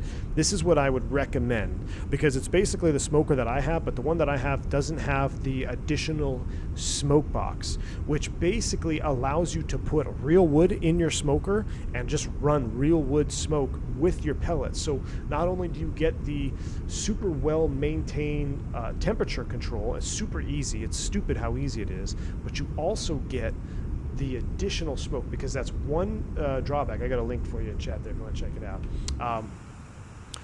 Why we got speed brakes on? That's me. Okay, we're back on path. We'll be fine. See, Alberto's got me talking barbecue now. We're violating all kinds of things. So we got to get our engine anti-ice on too before we ice up. Jeez Louise, Alberto, you're killing me here. All right, now we're coming down. Let's just stay in the cockpit so we can see what's going on. But yeah, I would recommend that one because I'm going to get a new one, and that's the one I'm going to get. Because I want that additional smoke box, because you can, there's in a traditional pellet, I don't care what you say, the offset smokers give you more smoke flavor. Although the pellets are amazing and the ease of use makes it worth it to me, you still don't get as much smoke flavor if you really want it than you do with an offset. So this new one that they came out with, I think is going to solve that problem. I've been watching YouTube videos on it as well. So that's the one I'm going to get if I get a new one here. Sorry if this has been said a few times, but is this the new BMW World Memphis? No, it's not, Jens. I was hoping, is that what it's called? BMW World? Yeah, I will do it on the next stream. Yeah, this is the one. I realized it was available right when I was going live. So that's 32 Australian, 20. Oh, it's 23 US dollars. I was thinking it was like 40 US. Man, I should have installed that, purchased that before the stream. I'll make it up to you guys, though. I'll make it up to you. The next stream we do in Microsoft will be Memphis, and we'll have the new BMW World down there. We'll check it out, because that actually looks really good. We're just going into the default Memphis, but this stream wasn't about Memphis. This stream was about real procedures, by the book, step by step of getting the airplane de-iced, and showing you guys what happens up front. So the next time you go get de-iced on your flight and you wonder why it's taken so long, hopefully you'll have some insight on that now. That was the whole goal on the stream. Also, I know we got 346 people watching. We have 294 likes, 296 likes. Thank you. Smash that like button. Guys, the last four live streams have all hit 500 likes before a 24-hour period, or like within a 24-hour period. So if you haven't already, please hit that like button. It is a massive help to the channel, especially for content creators like myself, where I don't have a set schedule. And sometimes, if I take a break because it's work or related or whatnot, when I come back to go live, it's not in the algorithm, and people don't get to see the content. So if you like this content, do hit the like button. It does help the channel out. It helps me out, and of course, it is 100% free for you to do. So we're also speed brakes are also free to use, and we are going to be using them heftily here because I apparently cannot descend an airplane. We have a 56 knot tailwind too, which would be hurting us in real life as well. So this seems pretty realistic. We also have to slow to 250. Yeah, that's not going to happen. Christy's like, say speed. Speed 250 knots. American 2079, say speed 250 knots. American or 280 knots. American 2079. That's how you respond to that question. Because we are going to be at 280 knots here very soon. If you're looking for something different, Boris sent you his new sound pack on Discord. Yes, for the 172 Chaos. I've been meaning to get back. I've got about six or seven DMs I need to get back to, or I probably have like 67 DMs that I haven't read. But I want to check that out. Boris Audio Works, who did the sound for the fly-by-wire, did the Cessna sound pack, which I think is pretty cool. Little GA flying. We should indeed give that a spin. So I will check it out, Chaos, for sure, man. Nick from New Zealand, or Nikki, or Nick, can't read. Nick from New Zealand, thank you for the continued support. Hello from New Zealand. You should consider a tour down under, especially since World Update 12 is in New Zealand. Oh yeah, I am keeping an eye on that indeed. Don't you worry about that. There's beautiful countryside down there. We're going to be checking it out soon enough. Thank you for the continued support. That's a Southwest 280, yeah. Gustav says, yeah. And you also have proof to show to the boss that there are real weirdos watching you. Exactly, man. Exactly. All right, 3009 is set on all three altimeters. That is good. 280 knots for Tammy. And we are coming on down. So we go ahead and get rid of this. We'll get rid of that. We'll get rid of that. For landing, you really should have your visors up, all this stuff, landing and takeoff. FAA they frown upon that. All right, we're looking good though. Minus 12 out above 10, 250 knots. Still a little bit high on path. We'll get a little bit more speed brake. Are we testing Phoenix? I don't know. Ooh, that's a fair point. So the fly-by-wire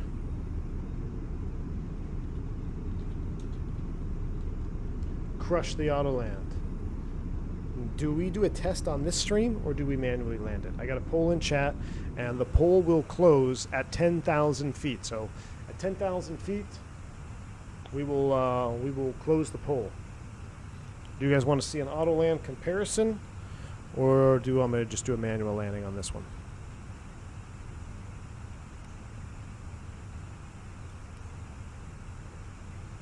We're back on path 14.5 now, 280. We're looking good. We'll get the sound up a little bit. Oh yeah, looks like we are going to do an auto land. So unless there's a massive shift in votes, we're going to change this out. We're going to go no DH. So no DH. We're going to do low auto brakes. LS push buttons on. Consider y'all briefed, because we briefed it not too long ago on the last auto land. But we're looking good. So we'll do auto land on this one. Give her a test. I'm curious. Yeah, we can end the poll because it's 83-17. Goodness. Lauren, I'm with you. I don't get the hype either, but I guess people like watching it. All right, so for auto land, this is actually not an auto land capable runway.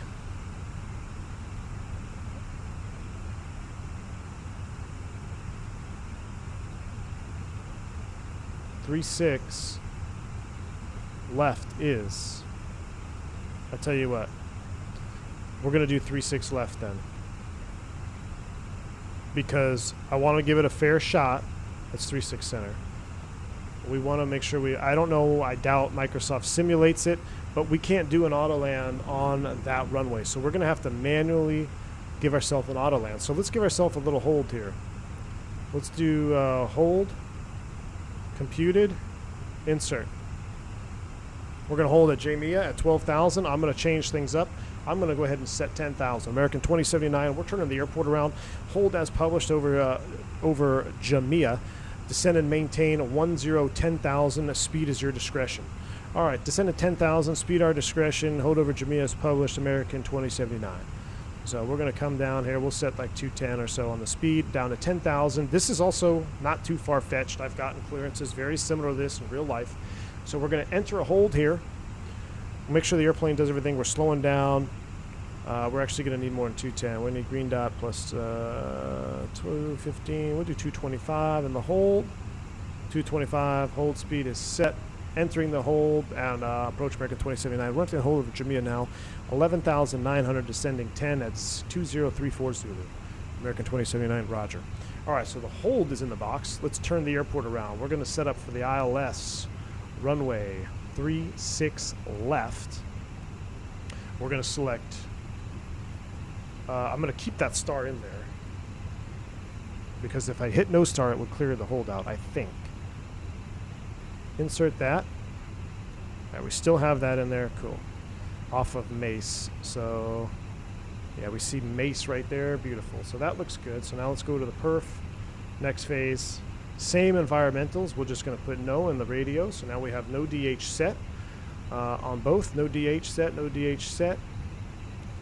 Everything looks good. Mace on the approach is at 3,000. American 2079 descend and maintain 5,000. I'll have an exit for you here on your next turn. All right, descend and maintain 5,000, American 2079. All right, 5,000 is set. We're getting ready to go through 10,000 feet, so let's go ahead and light it up. We'll activate and confirm. All right, so we're 225 on the hold speed. We're descending to 10,000. You guys have been briefed. This will be an auto land test for maintenance, which is a real thing as well. Sometimes you get an auto land request from maintenance control. These airframes, they don't auto land all that much, so sometimes you'll get a notice on your flight over saying, hey, for maintenance purposes, this aircraft requires a auto land. Please enter in the logbook accordingly or whatever. So that's what we're simulating here. They're going to turn the airport around. As soon as we make this turn, we'll descend down and shoot into Memphis. Maybe put the seatbelt back on. I was just waiting until 10,000 feet, man. It also looks like we discharged a bottle up here, which... That's interesting. Do I have a... Let's check something out here. Let's do McDo, maintenance. Cargo bottle discharged. So somebody... somebody didn't do a very good pre-flight. All right, we're descending down to 5, 9.1. We're looking good. As soon as we make this next turn, we'll be good to go. What is the ultimate FENIX virtual has some airline? big shoes to fill. You scored a -81 auto land in the fly-by-wire, so anything more is just saying, lol. Kelly Simmer, thank you again for the the $5 bank angle check. Right back at you, man. Yes, the FENIX has some big shoes to fill. I was going to ask the chat. I'm glad you brought it up, Kelly Simmer. So, a negative 81 feet per minute was the fly-by-wires auto land. So we are going to test the capability of the FENIX to see if we can beat that. I'll be very surprised if we can beat that. So a -81, I'm going to predict the FENIX does a 156. That's my prediction, is a 156. But let's see. We're going to put it to the test. As soon as we make the turn inbound, I'll go into heading mode and we will proceed to the practice Cat 3 auto land approach here. So if you want a full briefing on Cat 3 stuff, consult my last stream I did in the fly-by-wire. I go over what we put here in the no DH. I go over additional procedures with low visibility and auto brakes and all that. So if you want more information on auto land, check out that last stream I did. I think I have a couple of videos on my channel dedicated to auto land as well. But for all my Airbus professional viewers, you guys should be good to go here. 6 for 5, 1 to go. Beautiful. American 2079, turn right, heading 360. 360, American 2079. At this point, we'll go ahead and shoot a line off of... Nope.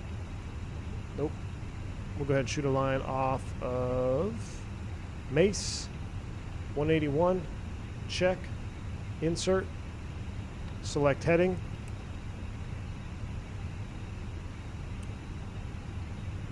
Coming all the way around. Ooh, we need to get flight recorder ready as well. Lauren's got the vector. Depart headings, Jamia. Oh, I already went off of Jamia. 090 vectors for the approach. Lauren, you got to get on Memphis Center.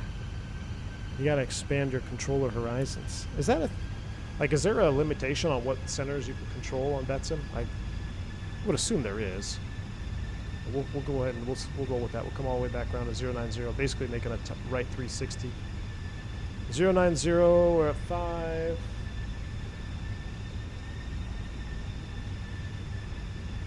We're right in the base of the clouds here, and it is, it's plus 12. We don't need the engine anti-ice anymore. We'll go ahead and turn those off.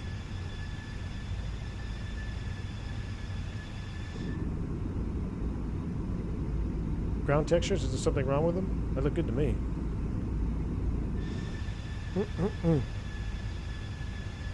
Alright, we'll descend and maintain 4,000. Descend and maintain 4,000, American 2079.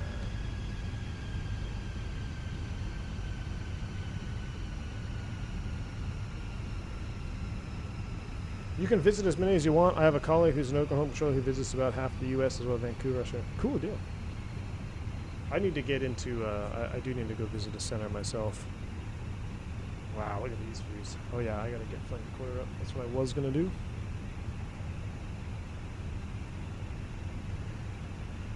Alright, flight recorder. I don't know what version is out there. I get asked all the time. I am on flight recorder version 0.18.1.0, and I don't care if it's not the most updated version because it seems to work amazingly. American 2079 slow to 180 knots. 180 knots. American 2079. Make my life easier. Actually, I'll do 200. There's via FENIX -10 flaps 1. Let's go Throttletek cam online, and we do have view. Yep, cameras are working. Beautiful.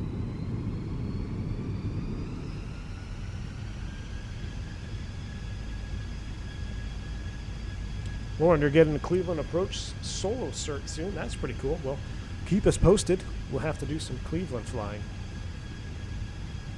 I hate our overnight in Cleveland. All right, descend and maintain 3,000. I'm gonna do the same thing I did with the fly-by-wire. I'm gonna set up the airplane a little bit early, so we're gonna be nice and stable. So any differences that we discover, it's gonna be on the airplane, not on the position it was. I don't want to put it at a disadvantage, you know, coming in too fast or whatnot, trying to be stable. We're going to be nice and stable for the approach, a little bit early for practice auto land. Am I looking forward to the 380? Of course. I really am.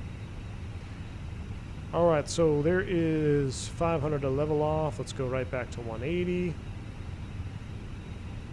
180 K knots is selected. Not even those who live in Cleveland like the overnight. Oh, Gustavo, you're not wrong, my friend. You're not wrong. Via FENIX to -10, flaps 2. Here we go.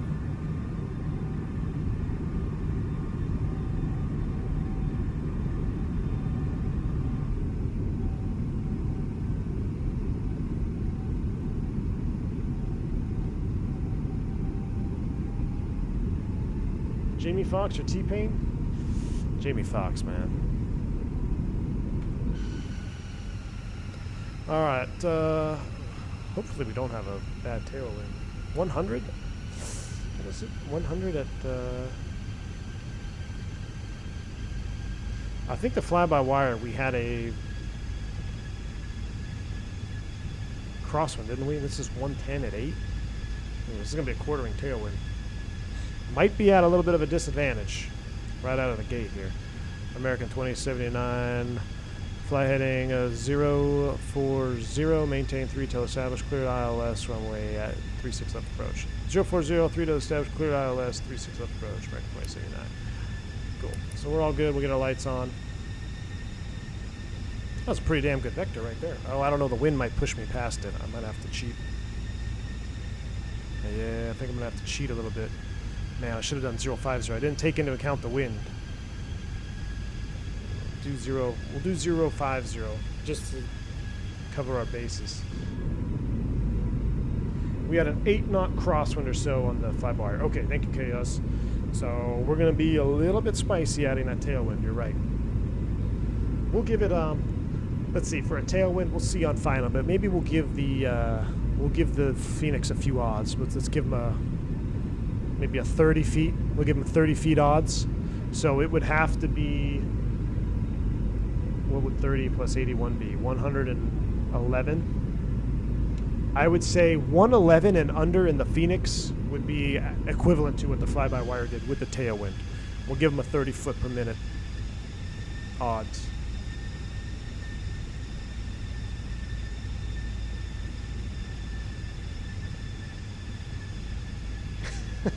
Got it, Eagle One. Who can tell me what's so special about quartering tailwind?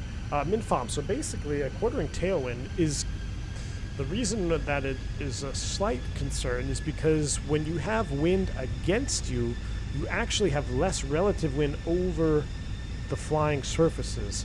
So it's kind of hard for me to describe it without being on a whiteboard or something, but think of it as negative performance. You know, it's much easier to have positive performance coming at the airplane or at the leading edge of the wing. When you have wind coming from the trailing edge, you have to make up for that in forward airspeed. So it's kind of like a negative performance. All right, glide slope blue, lope blue, Cat 3 dual, autopilot 1+2. Here we go.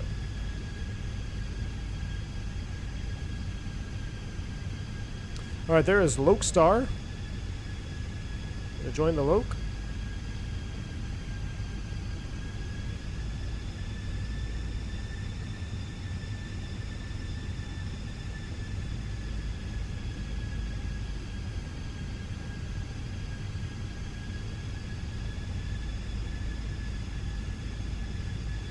There's a Memphios.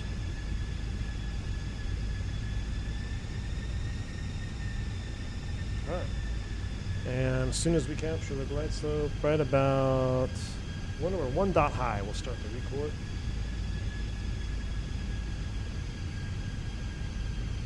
All right, there's 1 dot above the glide slope. The recording is on.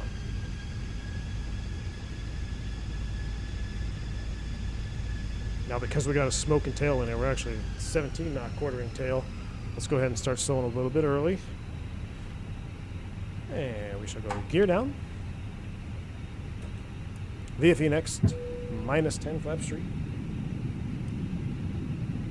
Glide slope, go around altitude is 5,000 feet. Go around altitude set, 5,000 is blue. VFE next to -10 flaps full, a landing checklist. Oh, doesn't that look amazing out there? The lighting is so good in this sim. I love this sim. This looks so good, man.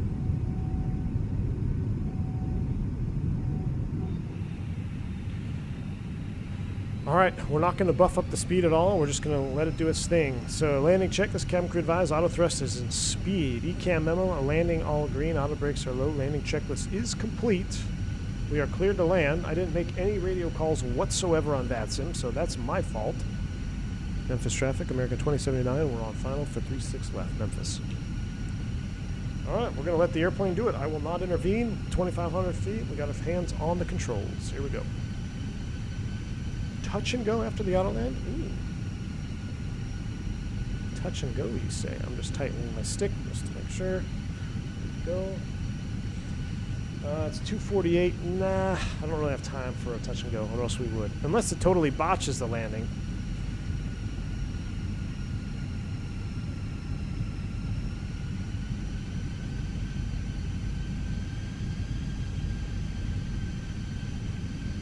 All right, we got a 20 knot direct crosswind now. You want terrain on ND? There's not much to look at, but we'll turn it on. We'll turn the sounds up a little bit more. Actually, there is no terrain. The terrain on ND's got no terrain. So don't even need it.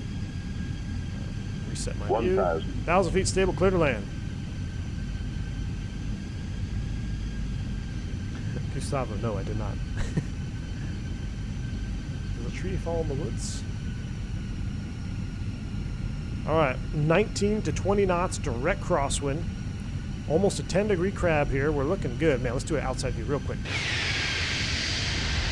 Oh, so much spice. I'm not gonna intervene. We're gonna let the airplane do it. We're at 15 knots. We're close to 500. The limit on the crosswind on Autoland, but I think we're below it. We're at 15 knots.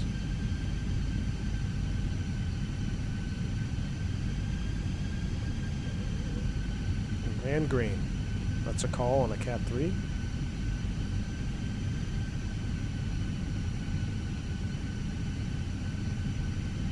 Wind is kind of shifting there. The tailwind 15 to 18.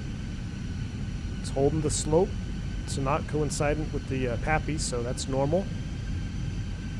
100. Oh, those pappies are way off. 50, 40, 30, 20, 10, retard, 5. Alright, autopilot's coming off. I'm going to get her back on center line. Reverse green, decel. What was that touchdown? It doesn't pop up for me, it only pops up for y'all. That looked firm. 70, manual brakes. A 270? 268? Okay, so if it was a 268, let's give it 30 because of the wind. So a 238, right around that 230 mark. I would actually say that's probably more in line with a realistic auto land touchdown. Maybe I shouldn't say realistic. I'd say a more common auto land touchdown. Maybe not. I don't know. The last time I did an auto land, it was pretty smooth. So maybe not. All right, we're going to go ahead and make the right turn here. We'll reconfigure.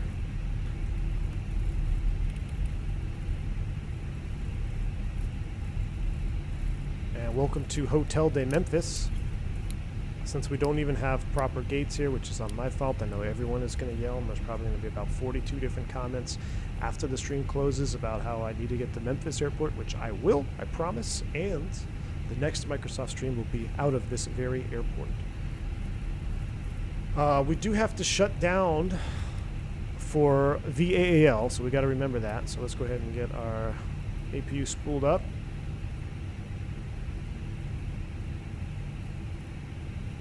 It sure beats my 463. Uh-oh.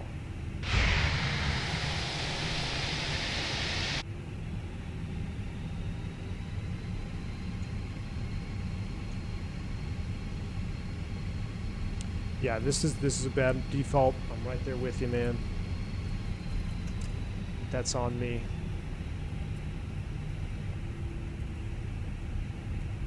All right, let's go ahead and kill the light.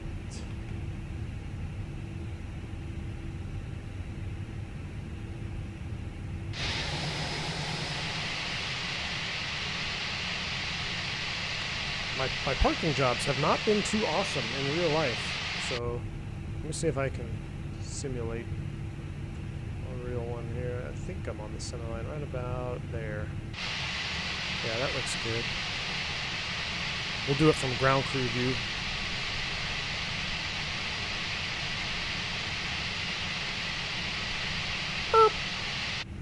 Burps in chat. Brakes are set. Well, when did we touch down? I gotta check my VAMSys because we need 3 minutes. We need 3 minutes. We landed at 20:50:47. Time is 20:53. So another 30 seconds before we can shut down because we got to get a cooldown period. So let's stand by on the shutdown. And a matter of fact, we won't be able to connect GSX until we shut down. So this is realist. We want to fly VAAL. You got to do proper things. So let's get another 30 seconds in here and we'll shut down. And then we'll be good to go. Density Altitude, what's up, man? Welcome. Oh, I guess I can stop the recording. Yeah, the jetway operator. All right, there is 43, 44, 45, 46, 47. Number 2 is coming down. Seatbelt sign. Number 1.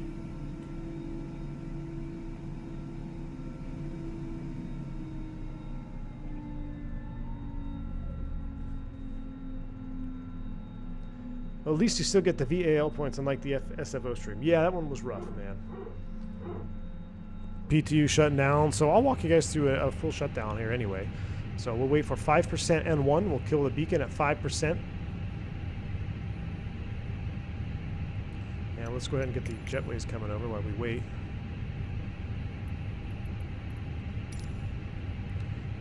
Merkin. All right, there's 4.6, so we'll get the beacon light off, and then the FO flow is he's going to kill the fuel tank pumps. We have external power. That's awesome. We'll go ahead and just connect to that right now. Everything else looks good on the overhead. And reset the chrono if it wasn't already. We got a block in message, pull up our off on in times, do a landing report from in here. That would be cool. And reset the transponder, squawk 2000 and standby, I think. Off. That would have been after landing flow right there. Everything else is off, and once we're chocked, we're good to go. Welcome to Memphis, folks. Pretty good. Pretty good. All right. Let's go ahead and do the replay cam. Disconnect from VATSIM. Let's file the PIREP So the Vansis, or Pegasus, keep confusing those, says our landing rate was a 241. 241 is what the landing rate is showing. Cool. We'll close that. Now let's do a quick spool up of the engines. We'll do a replay here. We'll see what it looked like. We'll analyze the auto-land situation. So I'm going to put master switches to start. That looks good. Panel states. We'll go ready. Activate. Just going to turn everything on. Get rid of the ground power. Get that on. Get all of our lights on.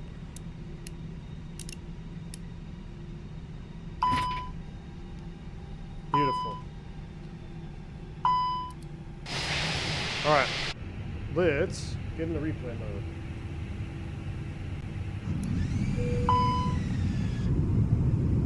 Let's watch the flaps come down all the way to full. I gotta run. V1, thanks for the stream. Fubar, thank you so much, man, for stopping by. Take it easy, my friend. Glad you enjoyed the content. We'll catch you next time. Off to Memphis Central Barbecue. Yes, sir, Rob. Ooh, a FedEx 310 out of Memphis. Interesting. That's an interesting suggestion. Tyson, you got a 618 LAX. I blame de-icing for tanking my frames in a major way. Rip. V-Spirit points in time. Yeah, Tyson, that sucks when it's you know, I forgot we were doing our VAL stuff. I probably should have just done a manual landing because my landings for VAL have been pretty bad. My average landing rate for V-Spirit is really good, actually. At least I think, but my not for American. It's not too hot right now. All right, that looks good.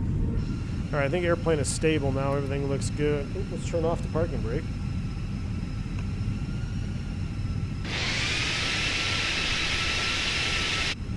All right, and let's go ahead and scoot forward. What about here?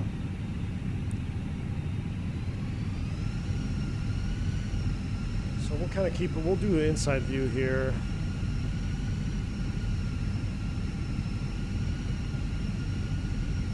It's fighting that quartering tail in. I mean, it was pretty much a crosswind with a little bit of tail in. 40, 30, 20, retard. I wonder if it was me that made it firmer because I started retarding just a tad early. Low terrain. I felt we had the energy. But I don't know. Let's see how we did here.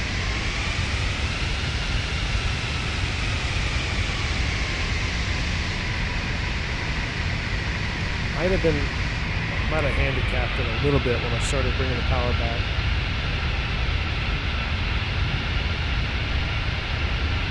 Andre, 1800? Oh my goodness. It froze on final. That's rough, dude. That's rough. Alright, so you see us coming down. It didn't really flare it. It went back to track the loc, but it stayed. It likes to track the loc off center. I've noticed that, and then I quickly disconnected it there. But this one thing I've noticed from the FENIX is it does kind of like to track the loc a little bit off of the center line. We'll have to try it again with a custom scenery, see if that makes a difference. But I'm gonna let a few more replays go, and then I'm gonna get out of here. So we'll get the sail going. But yeah, it didn't decrab, and it didn't really put it right on center line. The fly-by-wire did a really good job of maintaining center line. I actually disconnected it after touchdown because I was like, we're going to go off. So right here, so like right about now, I disconnected and brought her back to center line. So it definitely needs some tuning. This plane would be going to the maintenance hangar. Well, maybe not to the maintenance hangar. It would just be probably downgraded to that too. But with that said, folks, I am going to get out of here. Thank you for tuning in today. Thank you for watching this video and being a part of the channel and liking the video and being members and subscribing and donating. You guys are absolutely awesome. I can't thank you enough. love to end the stream with more viewers, or with more likes than viewers, which we've already accomplished. If you're watching this on replay, please do smash down that like button. Try to get this video to 500 likes. See if we can do it within 24 hours. Until next time, I hope you all have a wonderful rest of your Tuesday. Stay safe, stay healthy. And until next time, I'm V1. See ya!